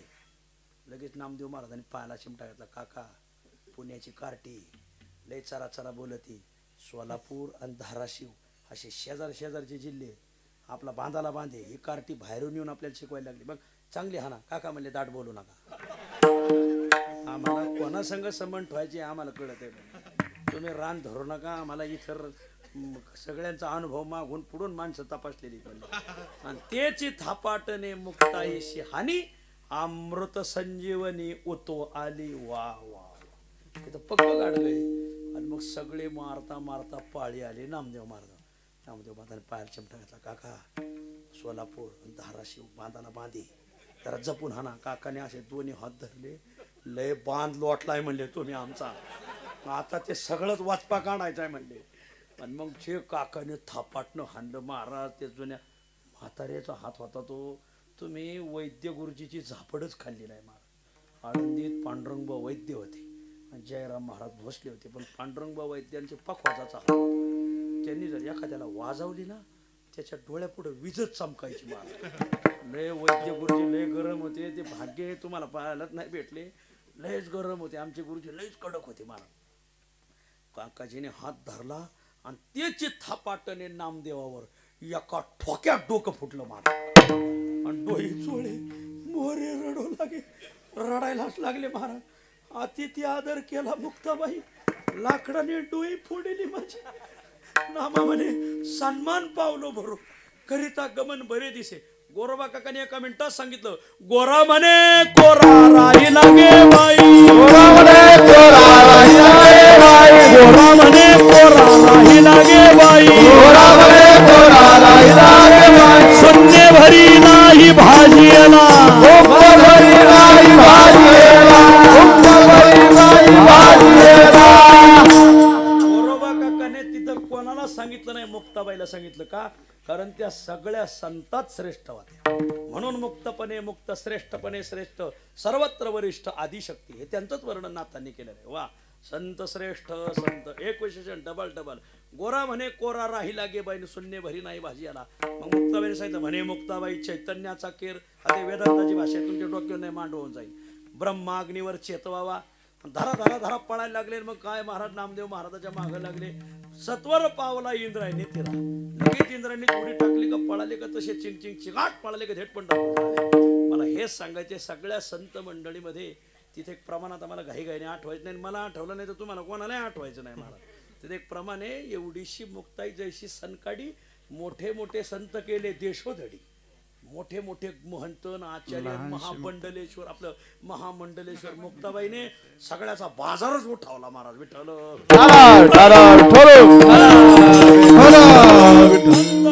संत श्रेष्ठ एक विशेषण डबल. भाळे भोळे वारकरी. इथं बी भोळे विशेषण डबल आलंय. एक विशेषण डबल. तुम्हाला नाही हो भाळे वेगळं आणि भोळे वेगळं नाही. मराठी भाषेमध्ये शब्द जरी दोन असले तरी त्याचा अर्थ एकच असतो. कधी कधी आपण दोन शब्द वापरतो पण अर्थाची अपेक्षा एकच असते. अहो एवढं बागायत चांगलं केलंय त्यात एवढं गवत उगवलंय. काय पाटील जरा मजूर बेजोर लावा, पगार बिगार द्या, खुरपून तुरपून घ्या. शब्द दोन अर्थ एक. मजूर बिजोर एकच अर्थ आहे. मजूरच. पगार बिगार पगारच. खुरपून तुरपून एकच. आता जेवण झालं महाराजांच्या घरी. मग निघालो. मला आईसाहेब आता हे चटई उचला. ते म्हणजे महाराज राहू द्या असाच एखादा बाबा बिबा येईल. बाबा ठीक आहे पण बिबा काय बरोबर.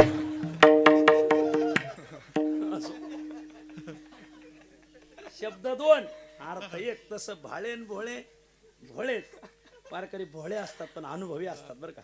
आणि ते वारकऱ्याला साजत भोळे वेचे लेणे विष्णुदासा साजे. मी हाच अभंग घेणार होतो.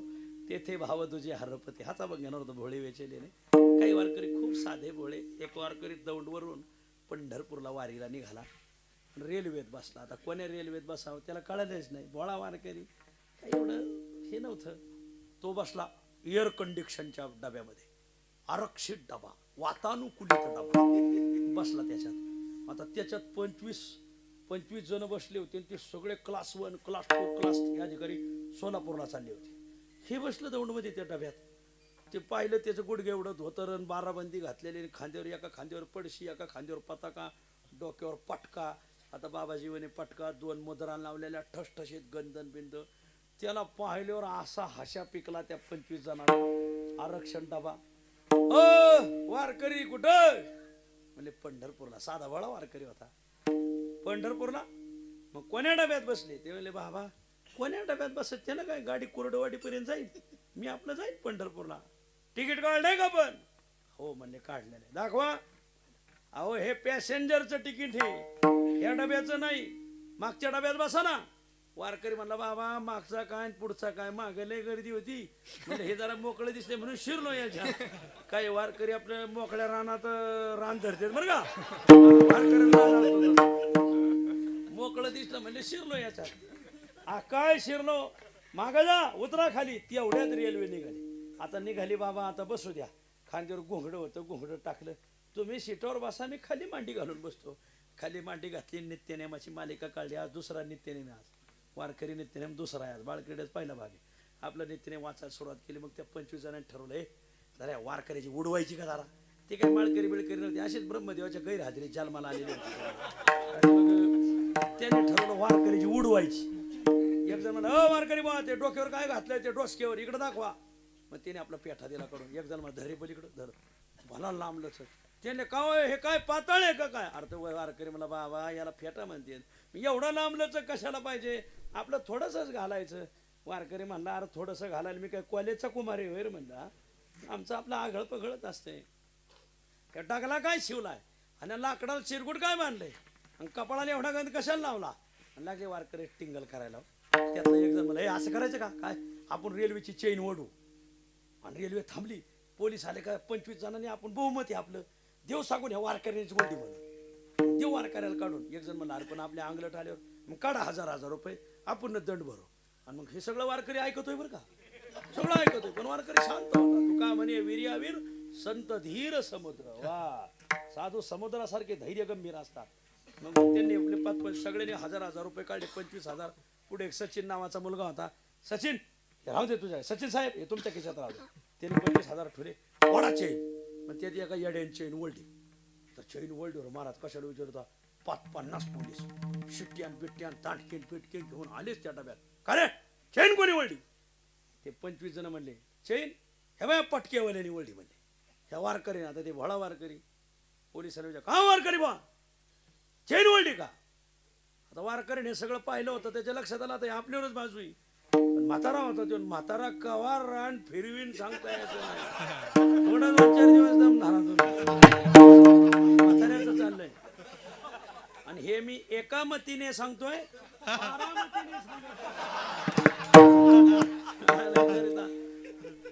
अरे वारकरी बा वारकरी बा चेन ओढली का. वारकरी बा म्हणले हो मीच चेन ओढली. का ओढली म्हणले मी पंढरपूरला वारीला चाललोय. माझी तिथं मठात पंगत आहे. मग 25,000 रुपये घेऊन चाललो होतो. या बडव्यांनी मला मारलं आणि माझे 25,000 घेतलेत. हे बघा ह्या सच्या नावाचा माणूस आहे याच्या वरल्या खिशात येत. महाराज त्यात पोलीस जरा 2-4 पोलीस माळकरी होते. त्यांनी लगेच चाफा बरं और ते सुशिक्षित म्हणले नाही नाही नाही नाही गप्पासा जरा एक माळकरी दिसना म्हणले सगळे असे खैरे बांडे दिसत म्हणले. आंघोळ्या कव्हा केल्या काय माहित नाही काय नाही. हा पण 25,000 निघाले. आय आय आय असे पोलिसाने तिंबावले कनेक तिंबाव कशी लाजा वाटत नाही. साधू संतांचं खाता अरे भोळ्या माणसाचं खाता असं वारकऱ्याचं खाल्ल्यावर तुम्हाला पचन का. खुशाल कीर्तन करायच्याही पाकिटातलं पैसे काढता.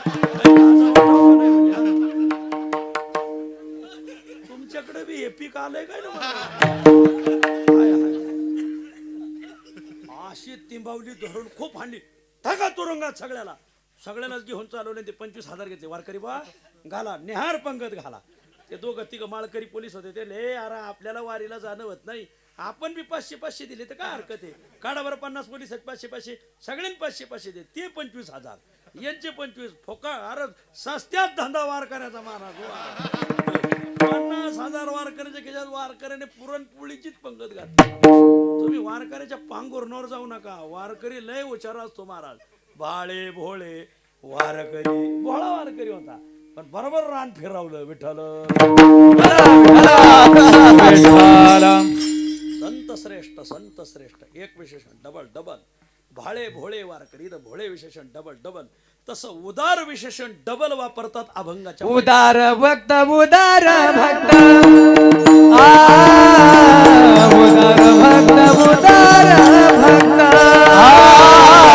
उदार भक्त ज्ञान आहे ते समाजाला जातात म्हणून ते उदार. वर्ग पहिला काहींना साधनाचं ज्ञान आहे पण साध्याचं ज्ञान नाही. एकाची मुलगी सोलापूरची मुलगी मुंबईला कामाला होती आणि तिची बदली झाली सोलापूरला, शासकीय कामात होती. मग तिने लगेच ग्रामीणला फोन बापाला पत्र पाठवलं, बाबा माझी सोलापूरला बदली झाली, मला तिथे फ्लॅट भाड्याने घ्यायचा आहे, त्याला 50,000 रुपये डिपॉझिट भरावं लागेल. मग तुम्ही 50,000 रुपये घेऊन मला सोलापूरला भेटायला या.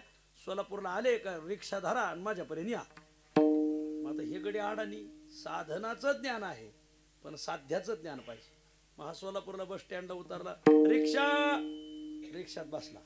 रिक्षावाल्याला म्हटला चल. रिक्षावाला म्हणा कुठं ते बोलायचं नाही.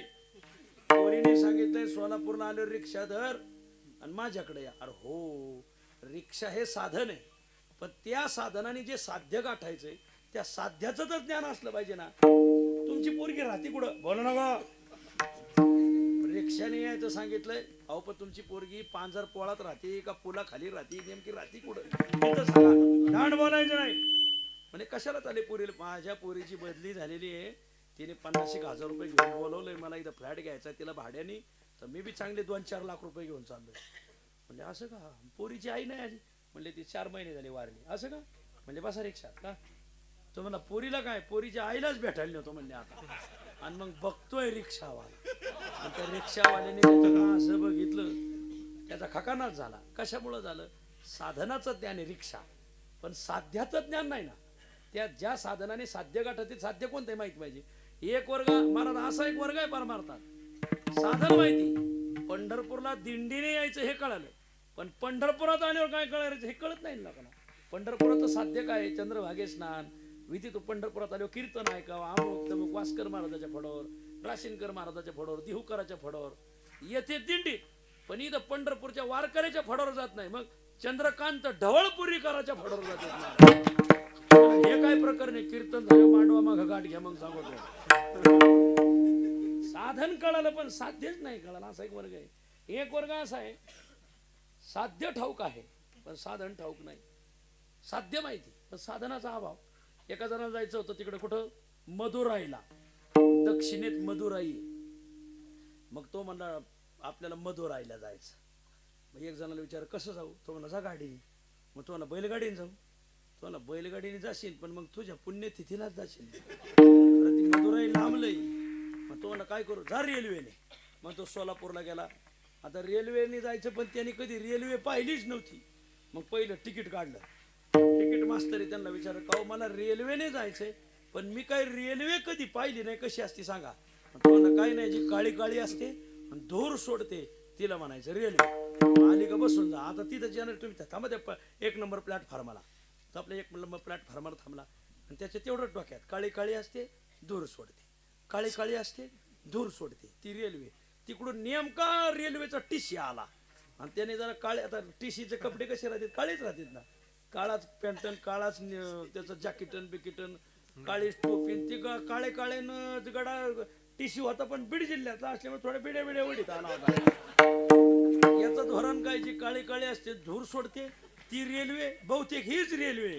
त्याला कधी पाहिलं नव्हतं. 1.5 दिवसात कोलं उसात याने जीत पिशा उचलल्या का त्याच्या फाटपोळीत मारला. त्याने जीत उचललं का थेट तुरुंगात टाकला. घोटाळा काय, मदुराई हे साध्य माहिती, पण साधन रेल्वे हे साधन माहित नाही. आज एक वर्ग असा आहे, साध्य माहिती, पंढरपूरला जायचं हे साध्य आहे, पण कोणाच्या दिंडीत जायचं हे कळत नाही. काही म्हणतात बुवा दिंडीत जरा चमचमीत पाहिजे असं, मग येऊ का 2 पायाचं घेऊन, असली तर येडीत काही महाराज. त्याला दिंडीत भजन पाहून जायचं का भोजन पाहून जायचं? भजन भोजन. अरे 365 दिवस खातच चाललेत ना, आता खात जागा नाही घात जागा, असं आहे. भजन झालं पाहिजे माऊली, असं आहे. संपला माझा विषय. एक वर्ग असा आहे साध्य माहिती पण साधन माहित नाही, एक वर्ग असा आहे साधन माहिती पण साध्य माहित नाही, एक वर्ग असा आहे साध्य कळत नाही साधन कळत नाही. हे पिऊन पडत येत ना गावागाव गल्लीत बिल्लीत, यांना जरा विचारा बरं तुमचं साध्य साधन काय. त्यांचे साध्य साधन गेलं चुली पहिलं कबर ठुईत, असं आहे. यांना काय कळत आहे असं आहे. त्यांच्या डोक्यात फक्त प्यायचंच महाराज. वा, मी म्हणतोय प्या पण स्वतःची प्या, असं आहे. माणसाने स्वावलंबी असावं, परावलंबी नसावं, येऊ बी नाही म्हणा, पण हेच सांगायचंय. अशी काही माणसं आहेत महाराज, साध्य माहित नाही साधन माहित नाही, पण एक वर्ग असा आहे त्याला साध्य साधनाचं ज्ञान आहे, ते संत. आणि म्हणून ते आजच्या अभंगात समाजाला साधन शिकवतात, उदार भक्त साध्य शिकवतात. उदार भक्त काऊ महाराज साधन का शिकवलं खरं सांगू? साधन दिलं याच्यात उदारता काय? खरंच उदारता आहे. साधन देत नाही कोणी. तुम्ही मला जर म्हटलं कीर्तनाची तारीख द्या, मी तुम्हाला तारीख देईन. संदीप शेठ तुम्ही जर मला म्हणले तुमच्याकडे त्या 300-400 अभंगाच्या लिहिलेल्या वया तेवढ्या वया द्या, मी देईन? नाही देणार, कारण ते आमचं साधन आहे. साधन कोणी कोणाला देत नाही. आमच्या नगरला नागिन झाल्यावर जर औषध देणारा असा माणूस आहे महाराज, त्याला अशी एक वल्ली सापडलेली, कसली नागिन झालेली असू द्या, त्यांनी ती वल्ली दिली का नागिन आपाप उतरती. मी त्याच्या घरी मुक्कामाला होतो आणि मी ती पाहिलं, त्यांनी लय लोक नीट केले. का आता तुम्ही लय गाळालेत, फार थकलेत, मग आता तुम्ही तर काय ह्या 2-4 वर्षात तुम्ही काय राहत नाहीत म्हणलं, जातायच. मग पण म्हटलं आता जाता जाता तेवढं वल्ली काय आहे तेवढी मला सांगा ना. ते म्हणले महाराज त्याच्यावरच माझी उपजीविका आहे. ती वल्ली जर मी समाजाला सांगितली तर माझ्या दारात कोण येईल? लोक साधन देत नाहीत लोकांना, आपलं साधन लोकांना देत नाही. लोक या बाबतीत कृपण आहेत, पण आमचे ज्ञानोबा या बाबतीत उदार आहे. त्यांनी समाजाला साधन शिकवलं. कोणतं? माझे जीवीची आवडी पंढरपुरा नेयन गुढी, पांडुरंगी मन रंगले. हे साधन सोपं साधन.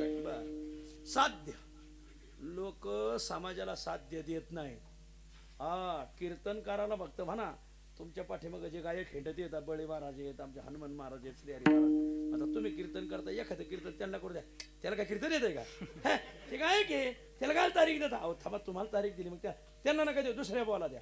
गायक कीर्तनकार हो असं काही लोकांना वाटत नाही महाराज. खोजा कीर्तनकार हो असं वाटणारच नाही त्यांना. साध्य देत नाहीत महाराज, साध्य दिलं पाहिजे. इथं बी कधीतरी त्यांना उभं केलं पाहिजे ना. नाही जो काही कीर्तनकारांनी वासाव्याखाली झाडच वाढवून नाही दिली महाराज. आपल्या फडावरनं पोर पुढं जावं हे काही वाटतच नाही महाराज. गेलं पाहिजे ना, पण नाहीच जाऊ देणार महाराज. त्याला माहिती वासाव्याखाली झाडच वाढवून नाही द्यायचं महाराज. असं मी वासाव्याखाली म्हणतो, वासाव्याखाली आणि म्हणून साध्य साधन देतात. उदार भक्त त्रैलोकी मात जयाची. हे साध्य साधनाचा विचार माऊलीने असा आगंतुक काढला का? आगंतुक नाही, हा विचार भगवद्गीतेत होता. आणि मग भगवद्गीतेत होता, मग माऊलीने दिला यात काय नाविन्य? अरे बाबा, तो भगवद्गीतेत संस्कृत मध्ये होता आणि संस्कृत भाषा जगाशी कळे ना. अरे संस्कृतातल्या शिव्या कळत नाही तर ओव्या कधी कळायच्या? देव का योग 2 ओव्या ओव्या ओव्या. तुम्हाला ज्याला सरळ गाढव म्हणता येत नाही ना, त्याला संस्कृत मधून गाढव म्हणायचं. काय म्हणायचं? या वैशाख नंदन, या वैशाख नंदन. त्याला वाटण वा मला वैशाख नंदन म्हणले, त्याचा अर्थ गाढव होतो.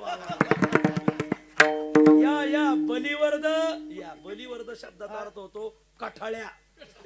कठाळ्या कळाला का? वळू वळू, चला वळू गाई, गाई वळून वळू वळू.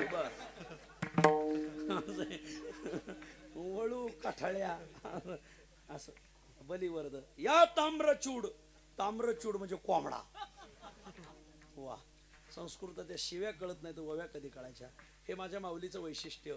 हे साध्य साधनाचा विचार पहिला गीतेतच होता.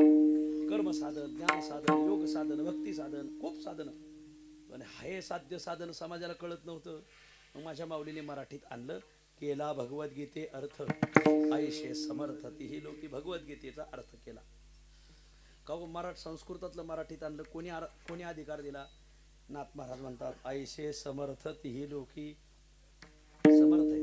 समर्थ माणसं परंपरा निर्माणही करू शकतात आणि समर्थ माणसं परंपरा मोडू शकतात. महाराज तुका म्हणे आले समर्थाचे मना जरी होय राला रंग त्याचा हे नियम आहे. महाराज माऊली समर्थ आहेत. ऐसा समर्थ ज्ञानदेव तया चरणी ठेवावा उघडवणे वेदार्थाचा ठेवा केला तरणोपाय जीवा ऐसा समर्थ ज्ञानदेव तया चरणी ठेवा भाव. प्रताप काय आहे माऊलीचा? प्रताप सांगतात बोलविला रेडा हा प्रताप आहे माऊलीचा. वा एक अभंग पाठ करा इथून गेलो. निळोबराच्या गाथेत अभंग सुरुवात आहे. प्रताप तुमचा आहे ती जैसा करिताही तैसा बडीवार नव्हे जे कोणा ते करुणी दाविता अघटित घडविता निमिष मात्रे स्त्रियेचे पुरुष पशुमुखे श्रुती चालविती भिंती उदकी वया हा प्रताप आहे माऊलींचा. वा निळा म्हणे माझा करा अंगीकार तरी महिमा थोर वाढेल तुमचा निळोबराय वर्णन करतात. तसा माऊलीचा प्रताप सांगतात. बोलविला रेडा बोलावला चालविली भिंती भिंत चालवली चांग देवा ते उपदेशती. वा चांग देवाला उपदेश. रेडा बोलवला म्हणजे मुढावर उपचार काढला. भिंत चालवली म्हणजे जडावर उपचार काढला आणि चांगदेव बोलवले म्हणजे अतिशान्यावर उपचार काढला. या तिघाला सुधारवता येत नाही. जड मूड आणि अतिशाने. जडाला समजतच नसतं मूड समजून घेत नसतोय. कळत आहे की मला काय सांगायचंय? जडाला पटत नाही मूड पटून घेत नाही आणि अतिशहाणा पटून सांगणाऱ्याला आडवा पाय घातल्याशिवाय राहत नाही. माऊलीने अति घांडाई सरळ केले. जड भिंती चालवली मूड रेडा बोदवला आणि अतिशहाणे चांगदेव त्यांनाही नीट केलं. निळा म्हणे ऐकोनी कीर्ती चांगदेव येते दर्शना. वा चांगदेवा ते उपदेश येते. हा पराक्रम करण्याचं सामर्थ्य कुठून आलं? एका जनार्दनी समर्थ ते भक्त. अरे बाबा ते समर्थ आहे त्यांच्याकडे सामर्थ्य आहे म्हणून ते करतात. आणि खरं सांगू भिंत चालवण्याचं सामर्थ्य त्यांच्याकडून कुठून आलं सांगू? देव त्यांचा अंकित दास होय. देव त्यांचा दास असल्यामुळे देवच भिंतीत शिरला. माऊलीची भिंत त्याने ओढली ज्ञानियाची भिंत अंगे ओढी तुकाराम महाराज म्हणतात. केला भगवद्गीते अर्थ ऐशे समर्थ ती लोकी महत्व येण्याचं कारण संत श्रेष्ठ ज्ञानोबरायाला अवतार घेऊन 750 वर्ष पूर्ण होतात. संत श्रेष्ठ सावता महाराजांना अवतार घेऊन 775 वर्ष पूर्ण होतात. संत श्रेष्ठ नामदेव महाराज आणि संत जनाबाई यांना समाधी घेऊन 675 वर्ष पूर्ण होतात. शांती ब्रह्म एकनाथ महाराजांचे गुरु जनार्दन पंत देशपांडे यांना समाधी घेऊन 450 वर्ष पूर्ण होतात. जगद्गुरु तुकोबराला वैकुंठाला जाऊन 375 वर्ष पूर्ण होतात. आणि तुकोबराचे धाकले चिरंजीव नारायण महाराज दिहुकर यांनी पहिला पालखी सोहळा काढला 1685 ला. ज्ञानोबराय तुकोबरायचा एकत्र सोहळा होता पहिला. आणि त्या नारायण महाराज देहुकरांना यावर्षी जन्म घेऊन 375 वर्ष पूर्ण होतात. हे सगळे मुहूर्त डोळ्यापुढे ठेवून महाराष्ट्रातली सगळे संस्थानं सगळे गडकरी सगळे फडकरी एकत्र येऊन एक निर्णय असा घेतला की नामदेव महाराज आणि जनाबाईंची समाधी आपल्या पंढरपूरला आहे तर यांचा उत्सव होणं गरजेचं आहे. आणि म्हणून हा उत्सव करायचा ठरला. आणि एक मोठा उत्सव आपल्या सोलापूर जिल्ह्याच्या वतीने होणार आहे.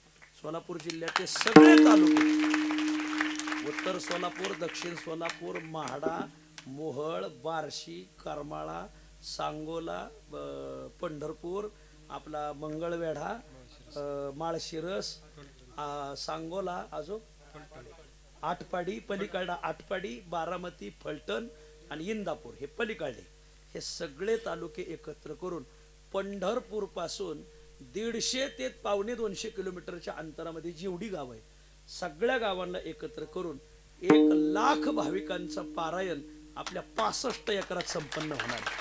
तुम्हाला सगळ्याला विनंती माऊली खूप मोठा उत्सव संपन्न होतोय आपल्या पंढरपूरला 65 एकरात.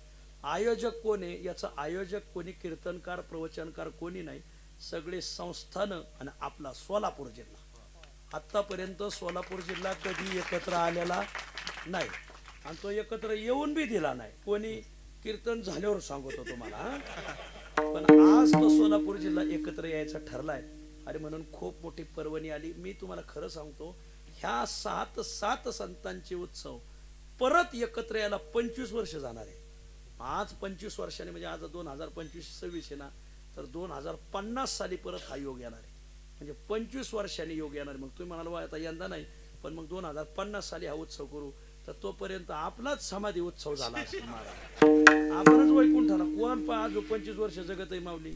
आणि म्हणून हात जोडून विनंती की खूप चांगला उत्सव होतोय. तारीख कधी याची तारीख आहे अधिक मासात. यावर्षी अनायासे अधिकाचा महिना आलाय आणि उन्हाळ्यात आलाय. उन्हाळ्यात जरा कामाची शिथिलता राहते आणि म्हणून अधिक महिन्यात आपल्या सगळ्या सोलापूरचे कीर्तनकार, प्रवचनकार, सगळे राजकीय परमार्थिक सगळ्या लोकांना एकत्र करून 17 मे ते 24 मे महिन्यात 17 मेला सुरुवात आहे. खूप सुंदर उत्सव आहे. 1 लाख लोक पहिल्या दिवशी राहतील एवढं नियोजन आहे महाराज. रोज एक 25-30 हजार वाचक करत सगळेच पारायणाला बसत नाही. काही जण आपल्या गल्ल्या बिल्ल्या हिंडून येते ना. असो एक 25-30 हजार वाचक, रोज 2000 टाळकरी, कीर्तनाला 25 पखवाज आणि कीर्तनाला श्रवणाला 1 लाख लोकांचं नियोजन आहे. 3ऱ्या दिवशी पासून दररोज 2 लाख लोक राहतील महाराज. 3ऱ्या ते 4थ्या दिवशी, कारण अख्खा महाराष्ट्र या उत्सवाला उतरणार आहे. म्हणून तर 65 एकरात धरले. पंढरपुरात धरताच येणार नाही. ते 65 एकरात पटांगण बी खूप आहे, घाणेल लोटांगण, मोकळं पटांगण, जवळजवळ 5-6 हजार टॉयलेट बी बांधलेले आहेत तिथं. दिवसातून एक येडा आला तरी खूप झालं. खूप सुंदर हे नियोजन आहे. तर तुम्हाला सगळ्याला विनंती आहे, या उत्सवाचं वैशिष्ट्य असं आहे की दररोज 4 ते 6 काकडा भजन आणि 6 वाजता भक्त शिरोमणी नामदेव गाथा पारायण. आपल्याला नामदेव महाराजांचं, कारण त्यांची समाधी तिथं आहे आपल्या पंढरपुरात आहे. आणि म्हणून नामदेव महाराजांनी संत जनाबाई गाथा, मग त्यात नारायण महाराजाचे अभंग येतात, नारळा विठा, ते सगळ्या जणांच्या कुटुंबाचे येतात. नामदेव गाथा पारायणे महाराज 65 एकरमध्ये खूप मोठं नियोजन येते. पारायण संपणार दुपारी 11 वाजता. 11 ते 12:30 सोलापूर जिल्ह्यातली कीर्तन आहे. बर 12:30ला कीर्तन संपलं का 12:30 वाजता 100 गावाच्या 5000 भाकरी, 5 लाख भाकरी येणार. एका गावाने 5000 भाकर, एका घरटी 11 भाकर, 11-21 मोठं कुटुंबाला तर 51. असं घरटी भाकरी आपल्याला पाठवायच्यात, कारण अख्खं महाराष्ट्र उतरतोय. आणि आपण आपला तालुका पंढरपूर तालुक्यावर तो विशेष जबाबदारी करत. तुम्ही यजमान आहे या उत्सवाचे, आपण यजमान आहे. प्रत्येक गावाचे आम्ही जवळजवळ 1,500 गाव जोडलं या उत्सवाला. सकाळून 100 गावाच्या भाकरी येतात, संध्याकाळून 100 गावाच्या भाकरी येतात. वा, रोज भाकरी येणार, ताज्या भाकरी ती बी महाराज. वा, मग भाकरी आल्या का मग 12:30ला अन्नदान चालू होणार. 12:30 ते 3 अन्नदान, 3 ते 4 हरिपाठ, दिवसभरच अन्नदान चालू राहणार आता. आणि मग 4 ते 6 आपलं भक्त शिरोमणी नामदेव महाराजाचं चरित्र आपल्याला ऐकायला भेटणार. आणि मग 6 ते 8 महाराष्ट्रातले जेवढे अभ्यासक मंडळी त्यांची कीर्तन आहेत. आदरणीय युवक मित्र भंडातात्या कराडकर, चैतन्य महाराज देगलूरकर, आदरणीय सद्गुरू वास्कर महाराज, सद्गुरू देहूकर महाराज, अशी सगळी, नामदेव महाराज लबडे, अशी अनुभवी लोकांची कीर्तन आहेत. सायंकाळच्या सत्रात 6 ते 8च कीर्तन आहे. 8ला कार्यक्रम कीर्तन संपलं का 8 वाजता परत 100 गावाच्या भाकरी येणार महाराज. भाकरी आल्या का मग संध्याकाळी आमटी महोत्सव ठेवला. महाराष्ट्रातले जेवढे प्रसिद्ध आमट्या बनवणारे आहेत ना त्यांना बोलवले. पहिल्या दिवशी मावळ तालुक्यातली आंबल्याची आमटी, परवा राम महाराज तिथे कीर्तनाला गेले होते, राम महाराजांनी त्या गावाला तयार केले. दुसऱ्या दिवशी नगर तालुक्यातली आगडगाव आमटी, 3ऱ्या दिवशी जुन्नरची आण्याची आमटी, 4थ्या दिवशी आमच्या राशींची शिपी आमटी, 5व्या दिवशी आमच्या शेवगावची शिंगोरी आमटी, 6व्या दिवशी खालच्या कर्जतची 5 डाळीची आमटी महाराज, आणि 7व्या दिवशी जागर असल्यामुळं अख्ख्या महाराष्ट्रातून जेवढे वारकरी येतील सगळ्याला पंढरपूरची बाजार आमटी. आणि 8व्या दिवशी काला आहे, तर काल्याला खानदेशातून 5 लाख मांडे येणार आहेत. आणि पुणे जिल्ह्यातला आंबेगाव तालुका आहे, तिथे एक येवले शेठ म्हणून येते, रमेश शेठ येवले, त्यांनी 100 बस बुकिंग करून ठेवल्या. आणि 100 बसमध्ये, एका बसमध्ये 50 महिला, अशा 100 बसमध्ये किती झाल्या मग? तर तुम्ही घरी जाऊन सांगा मला. आता 100 बसमधून आंबेगाव तालुक्यातून 100 बस महिला पोळपट, लाटणे, तवे घेऊन येणार आहेत. आणि ते आदल्या दिवशी जाणार आहेत मुक्कामाला 23 मेला. आणि 24 मेला सकाळी त्या पुरणपोळ्या करणार. तिकडे 5 लाख मांडे आणि 5 लाख पुरणपोळ्या, अशा 10 लाख पोळ्या करायचं नियोजन आहे महाराज. म्हणजे जेणेकरून 4 लाख माणसं जेवतील असं नियोजन आहे. काही कळत आहे का मी काय सांगतो? तुम्ही म्हणाल मग आता आमच्यावर जबाबदारी काय? आपल्या जिल्ह्याचा उत्सव आहे. सगळ्या माझ्या मातांना विनंती आहे, 1 दिवस भाकरी करून द्यायच्या पांडुरंगाला, देताल का? गावात काय करा, बाटली वस्त्यांच्या आणि गावांच्या वस्तीच्या इथं महादेव मंदिरात गोळा करा, गावच्या गावातल्या मंदिरात गोळा करा, गावाची गाडी स्वतंत्र करा, वस्त्यांची गाडी स्वतंत्र करा. कोणी पिकअप देईल, कोणी ट्रॅक्टर देईल, कोणी गाडी देईल, पांडुरंगासाठी कोण नाही म्हणणार आहे महाराज. पांडुरंगाला नाही म्हणून ते बहुतेक पुढल्या सालापर्यंत राहायचाच. तुम्ही म्हणा मी नाही म्हणलोच नाही, तुम्ही का म्हणताय. कोणीतरी गाड्या द्या, एका गाडीत भाकरी आणि एका गाडीत भजनी मंडळ, भजन करत जायचं आणि तिथं आपल्याला भाकरी समर्थ. तुमच्याकडे भाकरीची जबाबदारी आणि तुमच्याकडे करणार 1,00,000 लोक आहेत म्हणल्यावर त्यांना आमटी बनवायच्यात. आचारी तिकडले येणार आहेत पण खर्च आपल्या जिल्ह्याला करायचा आहे. तर आम्ही काय केलं, मग 100 गावाच्याच भाकरी आणि 100 गावांनीच आमटी बनवायची. मग आमटी, भात, लाडू, काय बुंदी, गुलाबजाम, तर तो खर्च राहील. तर त्याच्यासाठी प्रत्येक गावात पावती पुस्तकं येतील उन्हाळ्यात, तर थोडी थोडी मदत करायची. बागायदार गडी इथं पांडुरंगाच्या आशीर्वादाने आपल्याला काही कमी नाही. आणि आपण काय मदत करता हे पाहायला तो विटेवरला बाबा आहे, तो साक्षी. तर थोडी थोडी चांगली मदत करा अशी विनंती. असा योग परत आपल्याला येणार नाही. आणि म्हणून सगळे मोठे मोठे मंडळी, आमचे तुकाराम बुवा, राम महाराज, हे बळी महाराज, हे तर देवानंद महाराज अनेक दिवसापासून लोकांना सांगतात की याच्यात आमचे यादव महाराज आलेत माळशिरसवरून, सचिन महाराज, धीरज महाराज यांचं खूप, त्यांनी माळशिरसमध्ये खूप सुंदर नियोजन लावले. या उत्सवाची सुरुवात 17 तारखेला आहे, पण या उत्सवासाठी पहिल्यांदा सोलापूर जिल्ह्यात पंढरपूरला तुकोबरायच्या पादुका भंडाऱ्या डोंगरावरून हेलिकॉप्टरने आणायचं नियोजन लावलं. पुण्याचे एक संजय बालवडकर शेठ आहेत, संजय बापू बालवडकर, ते मी एक 10 लाख रुपये खर्च करून डबल इंजन हेलिकॉप्टर देतो आणि त्याच्यातच तुकोबरायच्या पादुका, सावता महाराजाच्या पादुका, जनाबाईंच्या पादुका, नामदेव महाराजांच्या पादुका तिकडून मुद्दाम इकडं आणायच्या. इथं हेलिकॉप्टर आलं का मग मिरवणूक ठेवलेली पंढरपूरची क्षेत्र प्रदक्षिणा, पांडुरंगाची प्रदक्षिणा. पण मग मिरवणूक अशी ढिली नाही, 375 वारकरी पुढे चालणार. तुकोबराय 375 वर्षांनी हेलिकॉप्टरने आले. देवाने त्यांना विमान दिलं, आपण हेलिकॉप्टर देऊ शकत नाही काय. आणि मग 375 वारकरी पुढे चालणार पताका घेऊन, पताका शिवून तयार येतात. 375 महिला त्याच्या पाठीमागे तुळस घेऊन. तुम्ही येताल का पण पांडुरंगाच्या प्रदक्षिणेला? एक दिवस या, प्रदक्षिणा आहे 16 तारखेला, 16 मेला. 375 महिला तुळस घेऊन, 375 महिला त्याच्या पाठीमागे कळस घेऊन, त्याच्या पाठीमागे 375 पखवाजे. आदरणीय सरांनीच बरी जबाबदारी उचलली, जरा टाळ्या वाजवा. म्हणतात तेवढे पखवाजे देतो, पण ही मिरवणूक झालीच पाहिजे महाराज. वा, 375 पखवाज, त्याच्या पाठीमाग 375 विनेकरी, जणू आग्या मोहळ उठले असं पांग पांग पांगांग पांगांग. 375 विनेकरी, त्याच्या पाठीमाग 375 टाळकरी, टाळकरी जवळ 1000 राहतील महाराज. प्रत्येकाने आपापले टाळ घेऊन यायचे. त्याच्या पाठीमाग 375 कीर्तनकार, जेवढे कीर्तनकार आहे सगळ्यांनी फेटे बांधून यायचे. कारण याची शूटिंग केली जाणार आहे, सगळे चॅनल बोलवले.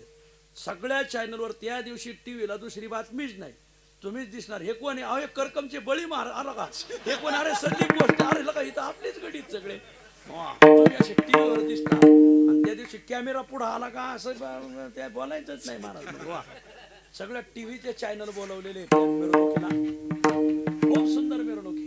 आणि मग पादुकाच्या मागे 5,000 समाज मोकळा. पंढरपूरची प्रदक्षिणा होईल.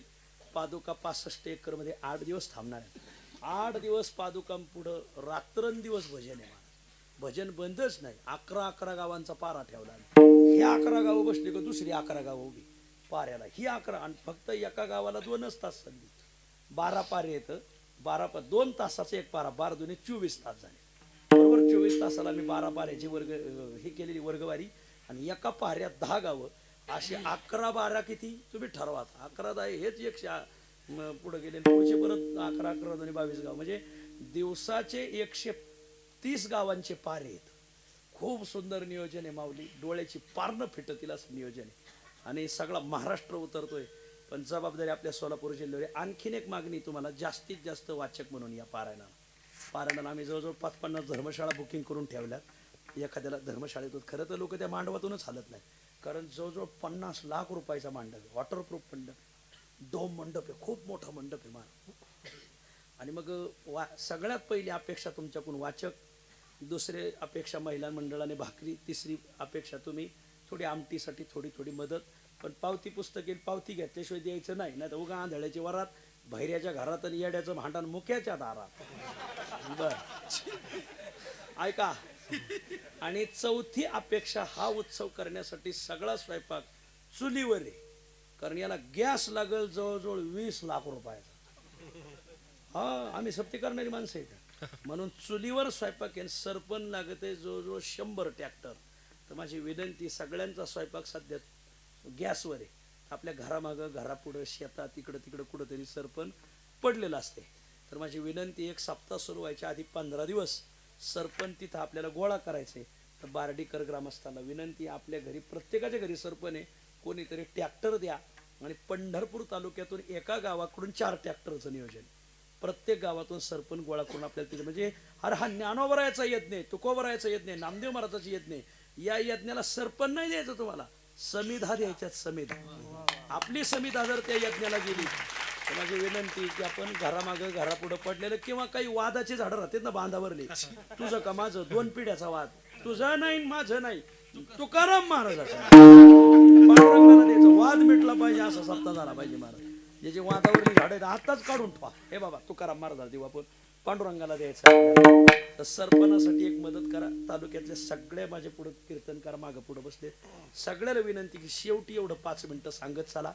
कोणाला तरी शूटिंग करायला लावायचं आणि शूटिंग केल्यावर आपला जो ग्रुप केलेला आहे आपल्या सोलापूर जिल्ह्याचा, त्या ग्रुपवर टाकायचं. 1-2 दिवसात काय करू, प्रत्येक तालुक्याचा एक ग्रुप करू. उत्सव संताचा तालुका पंढरपूर, उत्सव संताचा तालुका माळशिरस, उत्सव संताचा तालुका म्हाडा. आणि मग कोणत्या गावात, प्रत्येक गावची 4-4, 5-5 माणसं त्या ग्रुपवर घेऊ. कोणत्या गावची माणसं हे ॲड व्हायची राहिली, ती कोणाची ओळखीची, ते गाव अमुक तमुक ओळखी पाळखीने सगळी पाहुणे रावळ्याची गावं असतील महाराज, बरोबर त्याच्यावर माणसं ॲड करून घ्या. जेणेकरून महाराज माऊली, सोलापूरच एक असा जिल्हा आहे, इतर जिल्ह्याला जात नाही. नगरवाले गडचिरोलीला जातीलच असं काय सांगता येत नाही, गडचिरोली नगरला यावं लागेल असं काय नाही. पण एकमेव सोलापूर जिल्हा या पांडुरंगामुळे पंढरपुरी असं देवस्थान आहे. पुण्या जिल्ह्याचा असेल तरी त्याला ह्या जिल्ह्याला यावंच लागत आहे महाराज, कारण हे सुप्रीम कोर्ट आहे पांडुरंग. जसं नद्या कोणत्या असो पण त्यांना समुद्राला मिळावंच लागत आहे, तसा पांडुरंग परमात्मा हा दया सिंधू आहे, दया समुद्र आहे. आणि म्हणून या समुद्राला यायचं. सगळ्याला विनंती, आपण कोण्या गडाच्या असा, कोण्या फडाच्या असा, कोण्या परंपरेच्या असा, सध्या तूर्त ते सगळं मागं ठेवायचं. एकच परंपरा, हिंदू धर्म. हिंदू धर्म, भगवा ध्वजाखाली आपल्याला सगळ्याला पंढरपुरात आपला जिल्हा म्हणून एकत्र राहायचं. म्हणून आयोजक कोणताच गडफेड नाही, आयोजक समस्त सोलापूर जिल्हा असं टाकलं. आपण त्या जिल्ह्यात येत ना, आपण सगळ्यांनी करू लागायचं अशी विनंती. झालं एवढंच सांगायसाठी. असं दाटी वाटीने बहु खेदशीन आलो सोसोनी आवाज. काल मला कीर्तन होतं अहमदपूरच्या खाली लोह्याहून मी अहमदपूरला आलोय. रात्री अहमदपूरून लातूरला झोपलो, लातूरून इथं आलोय ना. आता इथून मालेगावला जायचं. थोडं आज धावपळच आहे, उद्या मला 3 कीर्तन येतं. आणि म्हणून जसं होईल तसं असो. आता आज शेवटची चाल आपण थोडं थांबून घेऊ. तर रेल्वे उशिरा जर आली तर तिथं रेल्वेवर बातमी दिली जाते, तिथं रेल्वे स्टॉपवर, आज ये रेल्वे धीमी गति से चल रही है, आपको हुई असुविधा के लिए हमें खेद है. तसं आजची चाल थोडं थांबून घेऊ. आपको हुई असुविधा के लिए हमें खेद है. माऊलीचं भजन झालं का? ज्ञानेश्वर माऊली ज्ञानराज माऊली ज्ञानेश्वर माऊली ज्ञानराज बरला हरी विठ्ठल ज्ञानदेव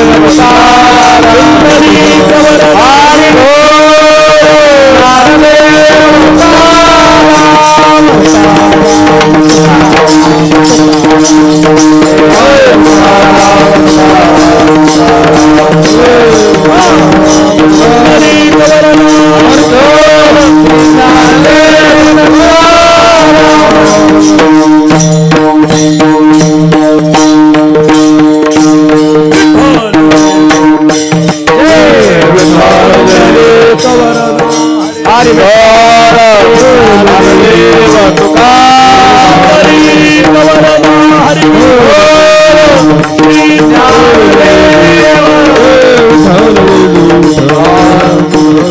अखंड हरिनाम सप्ताह व वर्धापन दिनानिमित्त वर्ष 26वे आणि वर्ष 26तील आजचा दुसरा दिवस, दुसऱ्या दिवसाचे कीर्तन रूपी पुष्प महाराष्ट्रातील सुप्रसिद्ध कीर्तनकार वैराग्य मूर्ती आमचे गुरुवर्य ज्ञानेश्वर महाराज कदम अर्थातच छोटे माऊली कदम ह्यांचं नाव जरी छोटं असेल परंतु ज्ञानदेवी रचला पाया तुका झालासे कळस. खरं तर पूर्ण महाराष्ट्र आपल्या छोटे माऊली कदमना ज्ञानेश्वर महाराजाच्या रूपानं पाहत आहे. जोरदार टाळ्यामध्ये त्यांचं स्वागत करायचं आहे. त्याचबरोबर आमचे तुकाराम महाराज ज्ञानदेव रचला पाया तुका झालासे कळस. दोन्हीही संत आमच्या ह्या बारडी गावामध्ये आले आणि ह्या कार्यक्रमाची शोभा वाढवली. त्याबद्दल आम्ही बारडी ग्रामस्थांच्या वतीने सर्वांचा आभार व्यक्त करतो. त्याचबरोबर आजच्या कीर्तनाचे मानधन सेवेकरी बारडी गावचे माजी सरपंच मोहन भजनदास कवडे यांचे सुपुत्र निलेश मोहन कवडे